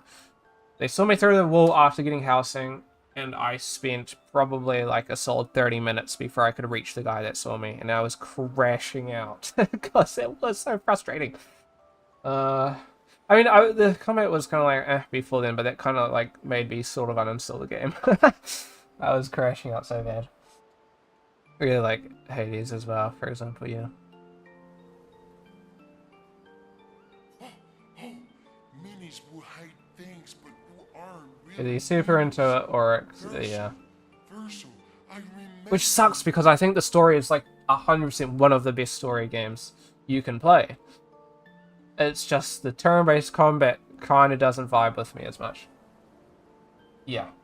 Which is and that's why you see, you know, there's people that are adamantly like, back, what was it, 2023 when it released? It was like super adamant. This is game of the year. Everybody should play this game. This game is amazing. It's one of the best games that have ever released. And you got the other side of the people who are just like, this game fucking stinks. It sucks. It's terrible. There's no real middle ground. And it's like, this game should not win game of the year. It's like, there was no real middle ground, unfortunately. I can see the good side of the game though. Whoa, I'm just disappointed that the combat doesn't really vibe with me. But maybe as I play more turn-based games, maybe I become more accustomed to that sort of gameplay. It's more. So I like some turn-based games. So as I was saying, I played Chrono Trigger, one of the best games I've ever played. I love the turn-basing of that game. Oh, 100%. I also agree. It deserved it. Yeah, there was a lot because it wasn't like there's the obvious restrictions to, you know, you've got your abilities and stuff like that, but there was your less obvious moves of like, you know, you can utilize the environment, you can utilize the objects within the environment, you can do all those sorts of things. So it sort of opens up the combat a bit. Which I never ended up doing too much when I played the game, but I am aware that that was an option. But I played Chrono Trigger, one of my favorite games of all time. That's turn-based, and I was like, you know what? Maybe I can fluff with it. But the thing with it is you know what I mean? Like there's you can adjust the speed as you play. You sort of there's a variance when it comes to speed, and if you hate waiting, you can sort of adjust that, I guess. Because as you give yourself more speed, you're pretty much just running attack after attack after attack before the enemy can do an attack. Kind of cheesing it, but it is an option if you get good enough at the game. And then I played Final Fantasy game, Final Fantasy 7, and then played a bit of 9. I never finished 9, but I really want to, but that game is a very long game. and for me, long games at the moment are kind of hit or miss because of the assessments. And then I played a couple other turn-based games since, and I think I like the JRPG turn-based combat. I think is my conclusion. Like I enjoy the combat of this game, and like Chained Echoes is another good turn-based combat game that I really like in terms of how it approaches it with like the overdrive mode, and those sorts of things. I'm not a fan of and I think what it comes down to is I'm not a fan of 4X type of turn-based, where I don't know if it's necessarily exclusively 4X. I don't know if you would call Baldur's Gate 4X. I'm not too sure of the definitive definition, I guess, but something like XCOM and stuff, where it's like you're effectively, you know, looking at characters and you move the characters and then you attack, and everything's like turn-based within there, and you got like a limited amount of time to move, and it's all organizing all that. That kind of stuff is not my cup of tea. Uri, man, I'm guessing Uri's the submarine one. Which one was Uri again? Uri helps me swim. There we go. Water. Oh, right. But that's where I'm at currently with turn-based. But maybe I can switch. Maybe as I play more turn-based games, I begin to accept it. It's just, to me, I hate the lack of control I feel like I have with those games. It's like I'm you know, you can like stand in front of an enemy and then you're just like, bro, I could reach out and like attack you, yet I can't do that because it's not my turn. And that side of things just really frustrates me. That, and it's just some of the way that some of them play. Okay. There's a lot more strategy that's required in those sorts of games. And then for those sorts of games, I prefer... Yeah. It's definitely a way that you could think of it. I'd rather not. And it's the same with like Civilization. I was never a Civilization fan. However, adversely, I am an Age of Empires fan and those sorts of games. So, in those sorts of formats and some of those things, I just prefer real time. So you wishlisted the new Stronghold as well. You know what? That game looks really, really cool. To be honest, I wishlisted it for two reasons. One, I just like the look of, like, I like Age of Empires. I like Rise of Nations. I like those sorts of games. But then again, I really like history. So, and there's a lot of historical, you know what I mean? It's of course based off like a bunch of like historical stuff. And so I like historical games. So yeah. I've never played any of the Stronghold games though. The fact that it's getting a remaster, that is kind of crazy. Please, Rise of Nations, please get a remaster. I would do anything. I honestly, if they did a good remaster Rise of Nations, I'd maybe prefer it over Age of Empires. Nowhere near as deep as other RTS games, but still really fun. Yeah. I'm fine with the things being not as deep. I really like history games, and I'll buy some of the weirdest games if they cover some interesting topics that I like.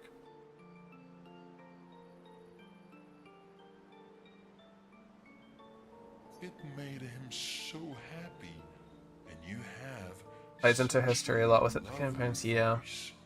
See, I like that.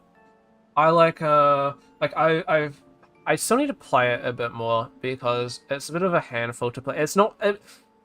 Gameplay-wise, it's kind of a shit game, but I only play it for the story because I like it.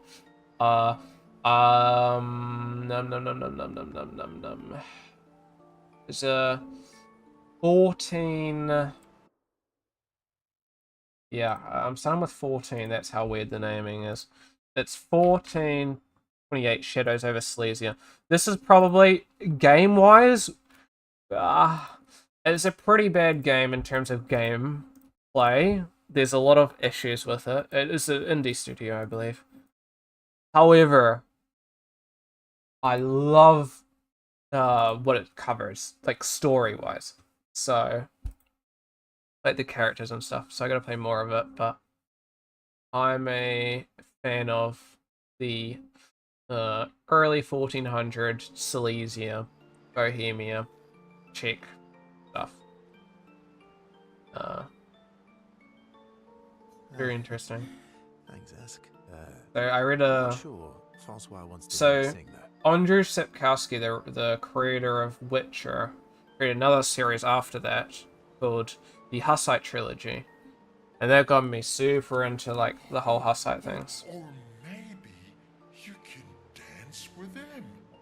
You're an excellent Which I dancer. would beg to say almost that I still haven't decided whether I prefer the Hussite trilogy over the Witcher trilogy, the Witcher series. I have reread the Witcher series after reread. In case I said reread. Reread the I listened to the audiobooks again, so I've sort of re-listened to those twice. I've read it and then I've audiobooked it. I still don't know, to be honest, what I prefer. Haven't heard of it. It does seem pretty niche. Cool though, yeah. Super niche, but there's... don't get me started. Francois can dance. I go crazy, man. I've I never know. even seen him move. Be going over I that. guess he sort of wiggles his head Francois sometimes. dancing. Let's just say there's some real crazy stuff and stories that come out of it. Anyway, look, maybe we can trade him Um, something. What is he like? Flowers, fruit, Like one of the... shiny things? Probably one of the most successful like leaders, I guess, in all of like military history came from that period. Oh, also one of the characters in Kingdom Come Deliverance as well, ironically. This guy. Me with names today. Zizka. One-Eyed Zizka. One of the most successful. Never lost a single battle. They had like 3 crusades. I don't know necessarily against him, because I think there were crusades after him. But there were definitely multiple crusades against him and his Hussites and stuff like that. Never lost. Never lost a single battle. And he was like outnumbered and had regular citizens he was fighting with. And never lost. A different It's a rock. crazy thing. Like even like some of the big people like Napoleon lost. Though Napoleon was kind of fighting a bigger battle. Why would he want another rock? Because it'll be a better rock. Better rock. Say less. Better. Yeah, history can... There's a lot of interesting stories. I think when you start looking into it, it's kind of like, So oh, it that's looks insane. like Francois, You wonder how much of it changed. That's the crazy thing. miniature clown. Well, there's also that side of thing, but it's also, I sometimes think about, like, if an event in history never happened, would we still have gone down the same path, you know what I mean? Yeah. Well, there's also that, because there's like, what was it, like, oh, where is it? It was the Great Fire of a place. Anyway, there was effectively probably one of the biggest libraries like to ever exist. And then there was a fire. And we lost all of it. And that was a lot of like, this was like ages and ages and ages ago. But this would have held some of the so much stories and so much important information. Like, I cannot imagine how much, yeah. You may know the name. I don't know I can't remember the name, but like that to me is just like, imagine how much stuff like Earth lore we lost because of the fire. That's so sad. It's like Do we have the artistic skills for that? what's in my tongue though? I can't remember. I can't remember if it was like Greece or Italy or France or one of those places. Definitely somewhere in Europe. Worst case scenario. I mean, then again, it's only European history it covers, I'd imagine. I don't think it covers, like, For it. a lot of other areas, I guess, but still. Well, Gee, I mean, maybe it did, I don't know. thanks. Ooh, how about that rock over there? But yeah, I sometimes think, like, would things still be the same if some of these, like, key events never happened? That's kind of interesting. Would, yeah, kind of interesting. Interesting thinking topic. What is that? Just That's like him? quite funny. Almost feel like Francois here with us. Francois, crazy. All right. Don't need him. I'm What is the stretching you? These, buddy. What? You want to go now? Yes, yes, yes. It won't take long now that I can fly. Let's go see Francois.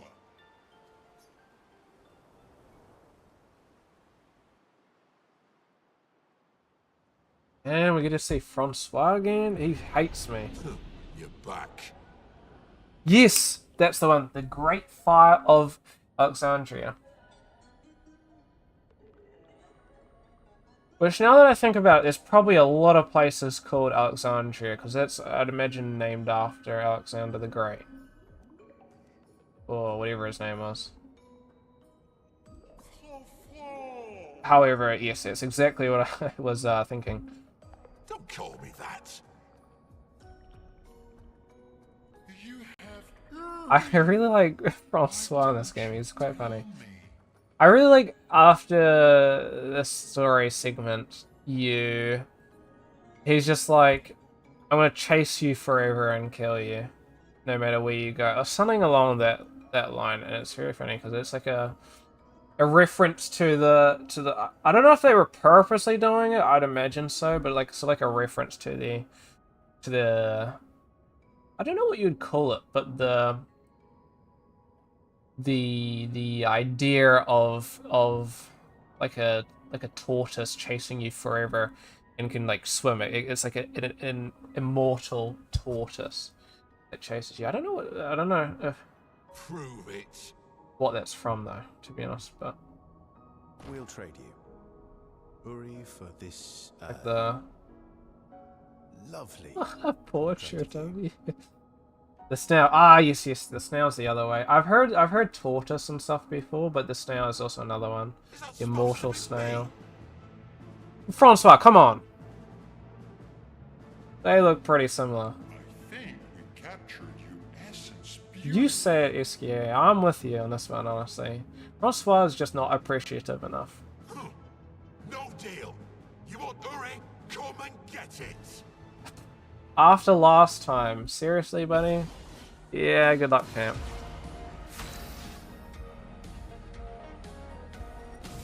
Yeah, good luck, champ. Cut him down.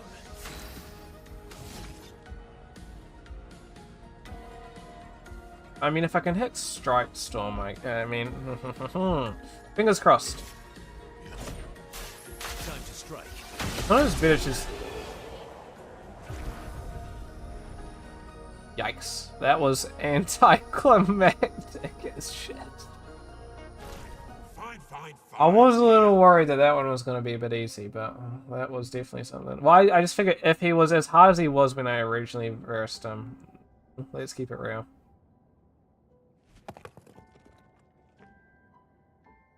Ha! Take your rock and scram. I mean, I could probably be on the hardest difficulty against this. I thought it was just the timing, because half the time I can't be fucked worrying so much about the timing. Oh, Yuri, I've missed you. Because if I could have it just be take as much damage and deal as much damage, I couldn't care. It's more the timing that I Leave the other one, though. never particularly great at these sort of timing things, but I should probably do that. So. Oh, Francois.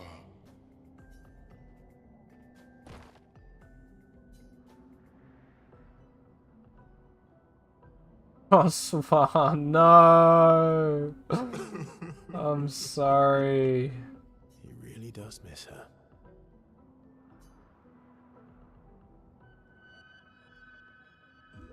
I didn't mean to make him feel sad. Well, I'll change to normal difficulty, actually. That's a good point. I'll probably still get railed by those flying guys, but we'll still be fine.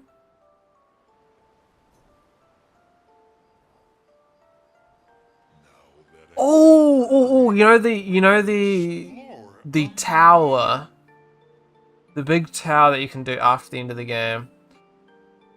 I really affect combat difficulty. Oh, really? Damage dealt by enemies and timing. Oh, interesting. I did not know that. I'll bump it up to Exponential then. Verso, You know the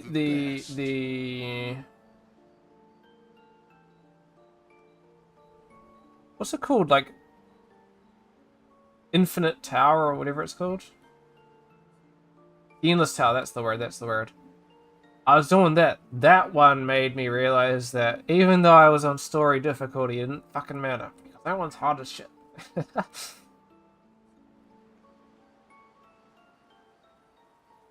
Oh, shucks. Go on.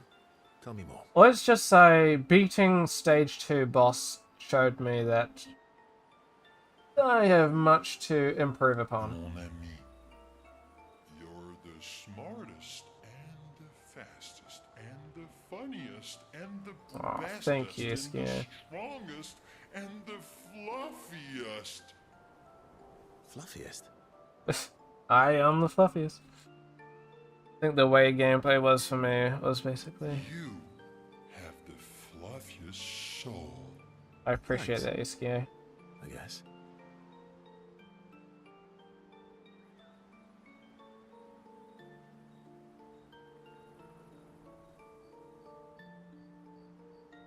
You're welcome.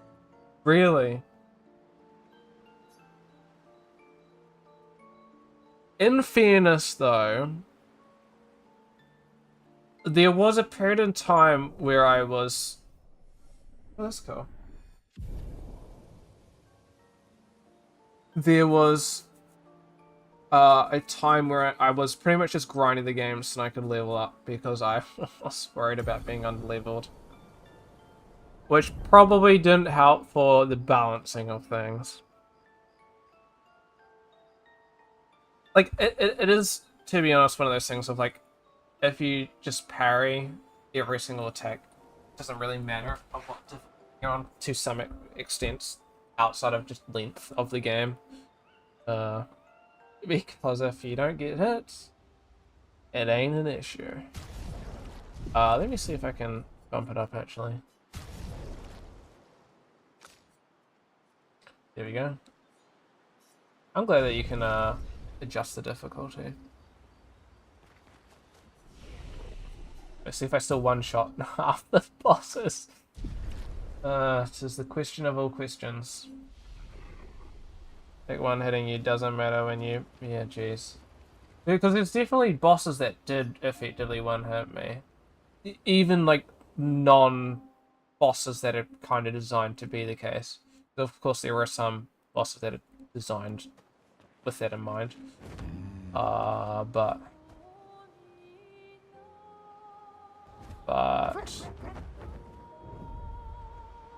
yeah, obviously you do you, but I imagine one-hitting bosses won't be fun. Well, you sort of just miss stuff.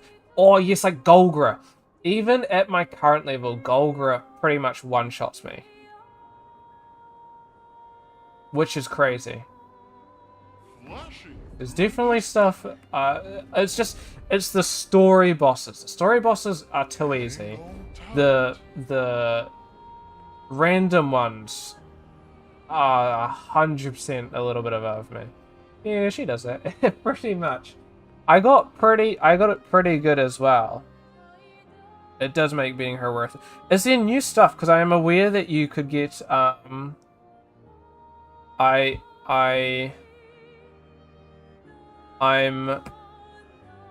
that you get weapons from her. So I did her with Mayal when I originally did it. But, Is it just the alternative weapons and stuff? Oh. Lovely. Oh, I thought there was like an actual place you go into. That's cool. Waterboarding himself, but...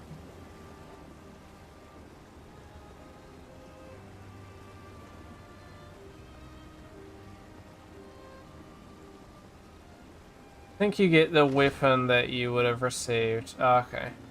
Because I did hear that whatever I ended up getting was the best one, generally. That's cool, that's like the men are there. Surfing to the Sky is a fight that I could try. I was wondering why that wasn't going. So you can fight the Seraphin thing? This thing looks bloody crazy. Wow, let's find. We'll find. Absorbs all APs. Well.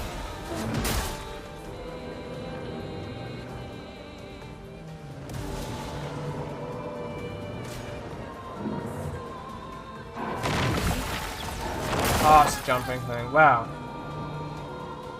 This isn't even my party, though. I'll do it.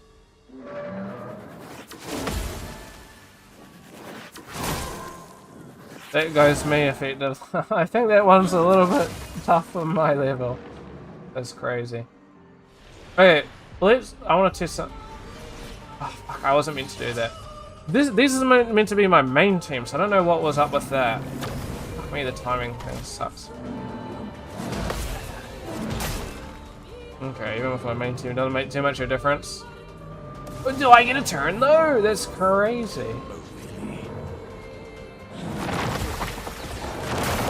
Ah, fuck me. I pressed X, but it must have been too late. I mean, I've accepted my death here. My favorite part.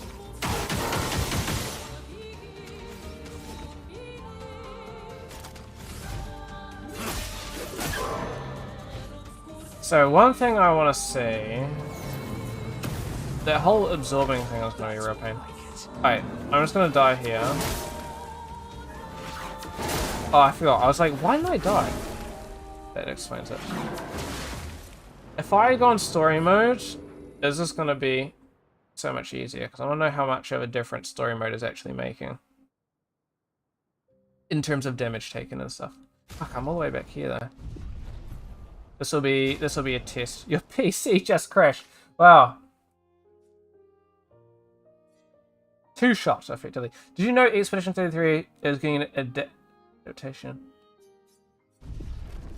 I heard that there was a possibility, but I didn't know that there was 100% gonna get one. However, I do think that's gonna be really cool. I wonder if it's like a straight adaptation to the point where it's like the same story, you know what I mean? Or I wonder if they sort of like changed it up, you know what I mean? Like you can enjoy both of them and they both provide new content, if that makes sense. However, I don't know where you'd go. Like it's sort of like the same thing where it's sort of like Expedition 33. I don't know how they're going to do a second game if they want to do a second game, because that one, it sort of ends pretty conclusively. Checkpoints are kind of weird, yeah. True. Let's see how much this is. It's still the wrong party, which is kind of frustrating.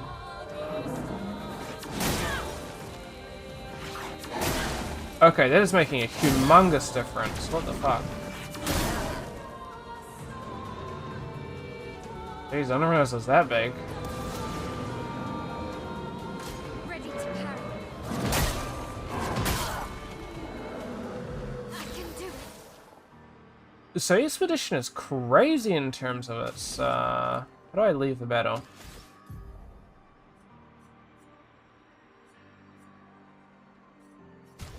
Can I change it? Okay, so you can, okay.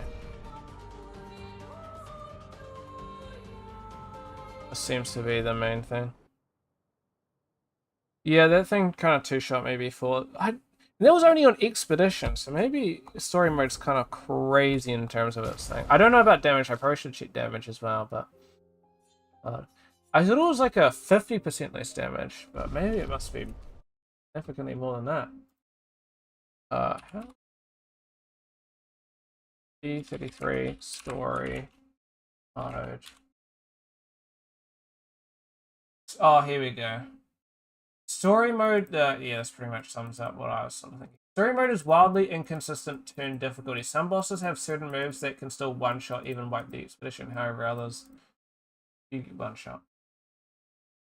Which sums it up, because there were definitely some guys that were crazy to me. But there's no like definitive result of what is what. People who don't really play games too much, yeah.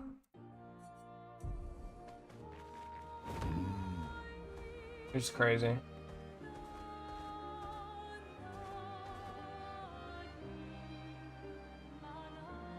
I think I'm gonna end stream now.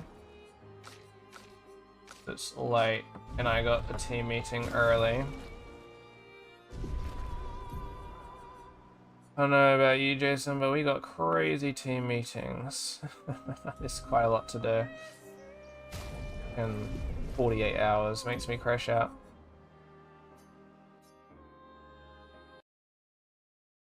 $48 is insane to me. I could not imagine being in Auckland right now, where you gotta pay rent and transport while dealing with 48 hours. Everyone, tomorrow morning as well, yeah. That's fair. Like, realistically, you put it all together, it's 7 hours every single day, including weekends. You went to Auckland. I heard about that. Is it really bad?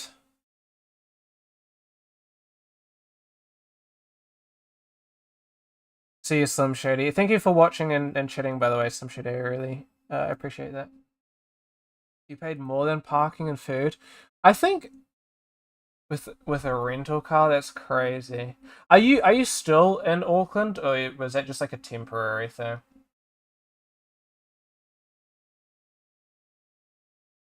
But it is crazy. No.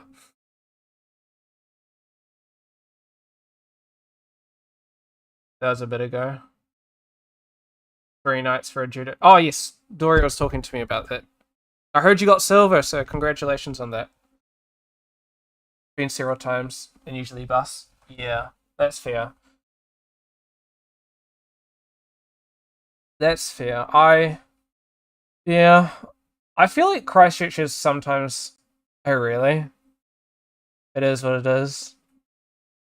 Unfortunately, yeah. However, you know, I guess it's motivation to... for the next tournament, I guess. Christchurch is taken for granted. I would say, well, okay. I haven't driven in Auckland, so I don't have much of a basis, but I do find Christchurch can be hit or miss. I think there's some places that are really expensive. Like, is it Parkmate, right? It's been a minute since I've been having to park in the city. Yeah. Because there was one place that I found that was really good, because I used to go to UB, and that was like $5, but that was a little bit of a walk. But it wasn't too bad. But then most other places were somewhere in between like $12 to like $20 for the day, which was a bit of a pain. Don't get me wrong, city parking is pretty rough here, but I mean, it's not like, you know what I mean, like a million people like Auckland. Oh, really? It's like $20-$30 a day there. Like with the meeting tomorrow. Thanks, Slim Shady. I will be streaming tomorrow as well, so if you're interested. And if I need to do stuff, then I'll be doing some game dev stuff there, some modeling, potentially. Somewhere like 10 an hour. Fuck. Yeah, that's a scam. That's not rip-off, that's a scam. I would 100% be busing. But then again, I was all hit or miss back at my old course. It was It was sometimes I was busing, sometimes I was driving in. One time I walked in, that was an experience. Hey, Jason, I gotta tell you a funny story. Do you intend to visit campus at some point? I want to. It's a money thing. I don't work too much these days because of like recession. There's not much work for me at the moment because I work casually. So, and glad that that's the case, because with the 48 hours, I could not work at all if it was part-time or full-time or anything like that. I think I would have a mental breakdown. But, I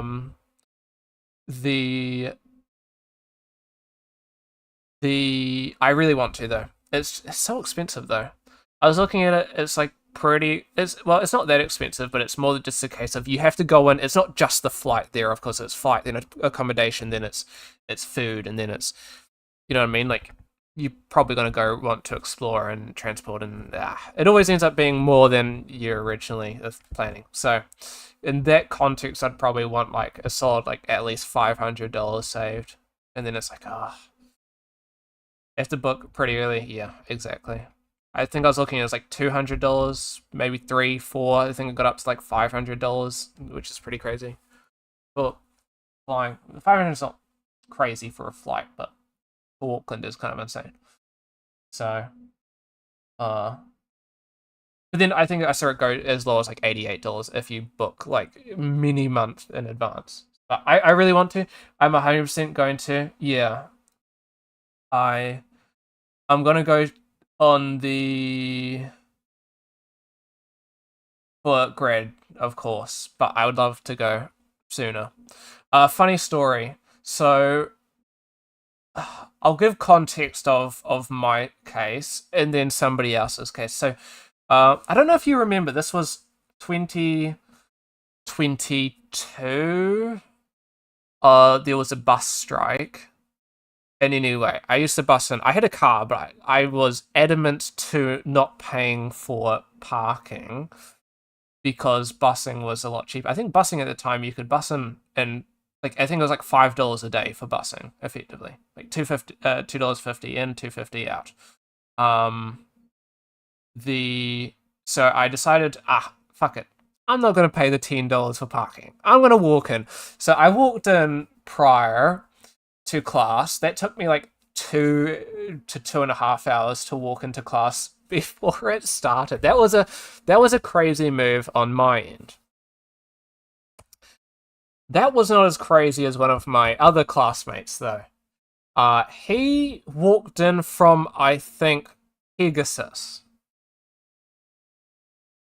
or around Pegasus-y area.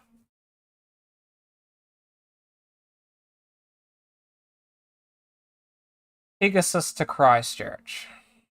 I think he lived in Pegasus, or it was around the area anyway, like similar distance. Or similar distance to. Yes, I think you're getting it.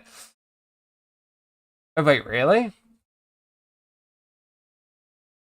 Yeah, that was like I think somewhere in between a 10 to 12 hour walk to get into class. He was just like, I'm bored.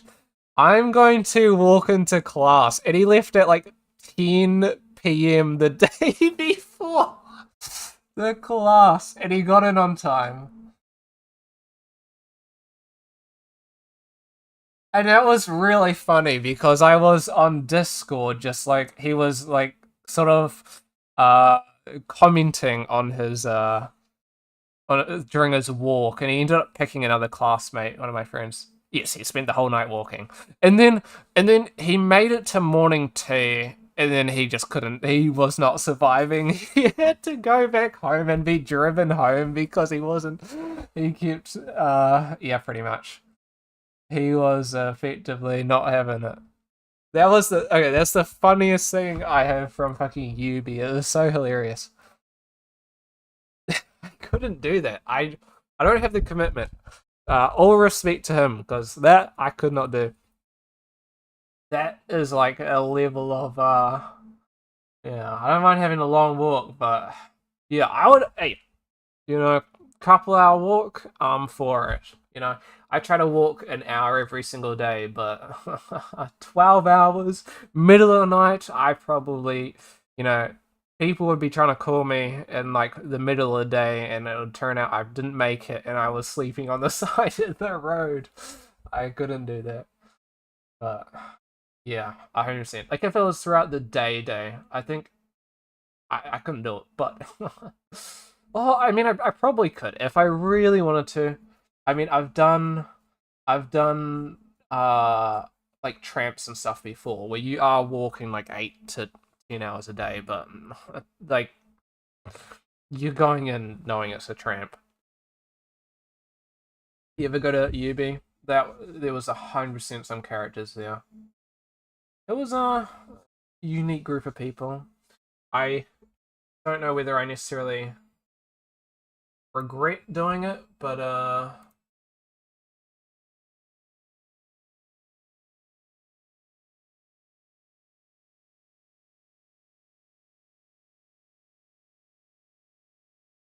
some guy sent me some friend request. This must be a bot or something because I have a fucking Hogwarts bloody profile picture. There's a character from Hogwarts. Yes, that's my OC. You went for an animation course like 10 years ago or so. That's fair. I would imagine we didn't, but I also did an animation course ages ago. I'm assuming you did like the 3-day thing. Did Dory and Co get you into Hogwarts? Dory is forcing me to. So we're gonna be Hogwarting. I'm guessing you did the 3-day course.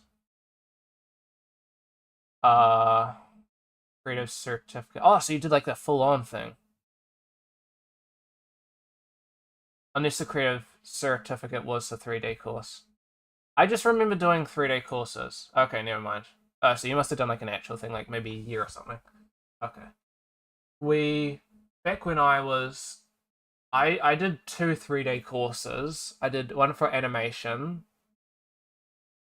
That was kind of embarrassing. Looking back at some of the things I did there. That was the first time I used Maya though, so I guess that was good. And then so at least when I came into this course I knew a bit of Maya, but and then I did game development, which was terrible. And then such a throwback it is. Well, Blend is such a throwback. Let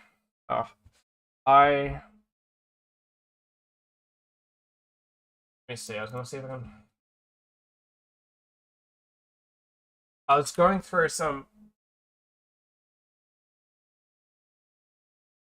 Surely.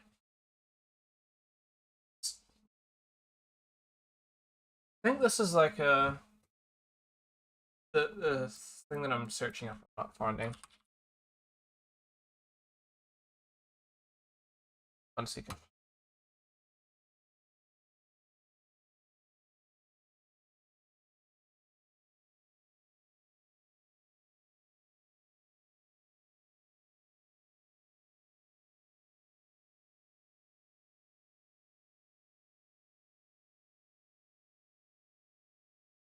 Sorry, that was just my mum. I can't find it. Anyway, the same thing. I was going back to my Blender 2.79 when we used to do that in high school. But then I took 2 years. I did Bachelor's of Animation, then 3D production.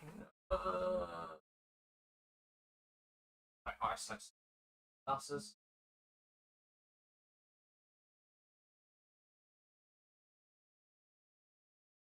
I'm in animation level 6, but it was actually like 3D production. Should ask Dory, when did you learn to cast Enlargio and see what she says. Yeah, I had a certificate thing that was just like a couple. Oh no. But I had the same certificate thingy. Yeah, 3D animation for a year or so, then advanced 3D. Yeah, that's just pretty much what I did. And then because I was doing it for the game dev course at UB, which I was too honest doing because it's like the only real course in Christchurch. But No. I got 2 years in. It was finally time for me to do the degree in game development. They canned the course. Fuck.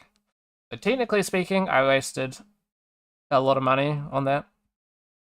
But I guess the one pro was I went in knowing. Yeah, you finished at UC there. Oh, after you finished at UC, they introduced game dev courses there. Oh, really?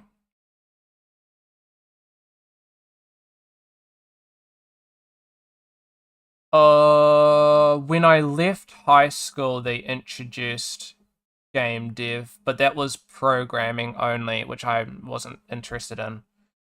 And then when I finished UB, the 2 years, it was, do I want to go to UC because I could do the art? They introduced art the year that I finished, or which was the year that we went here, or did I want to go to media design school? And I'm like, I'll probably go to media design because it was a bit more, it's been built up over longer and stuff. So yeah, definitely.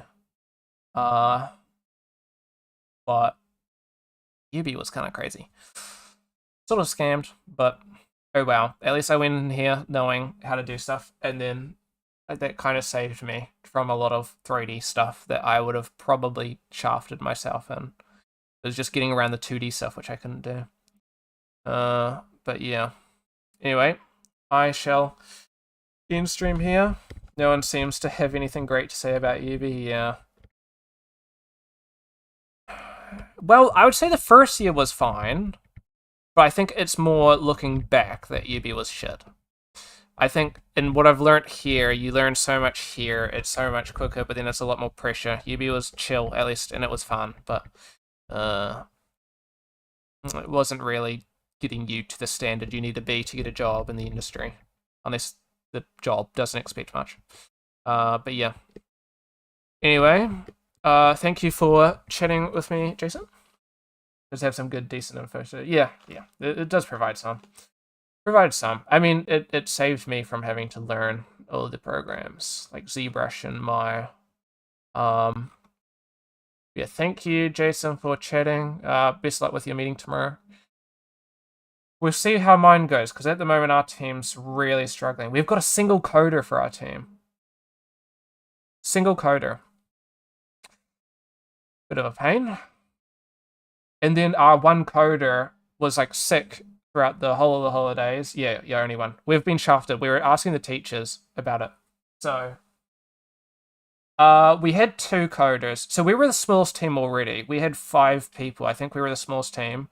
And then start to middle, well, technically the middle to end of our coder, our thing. Are you on Dory's team?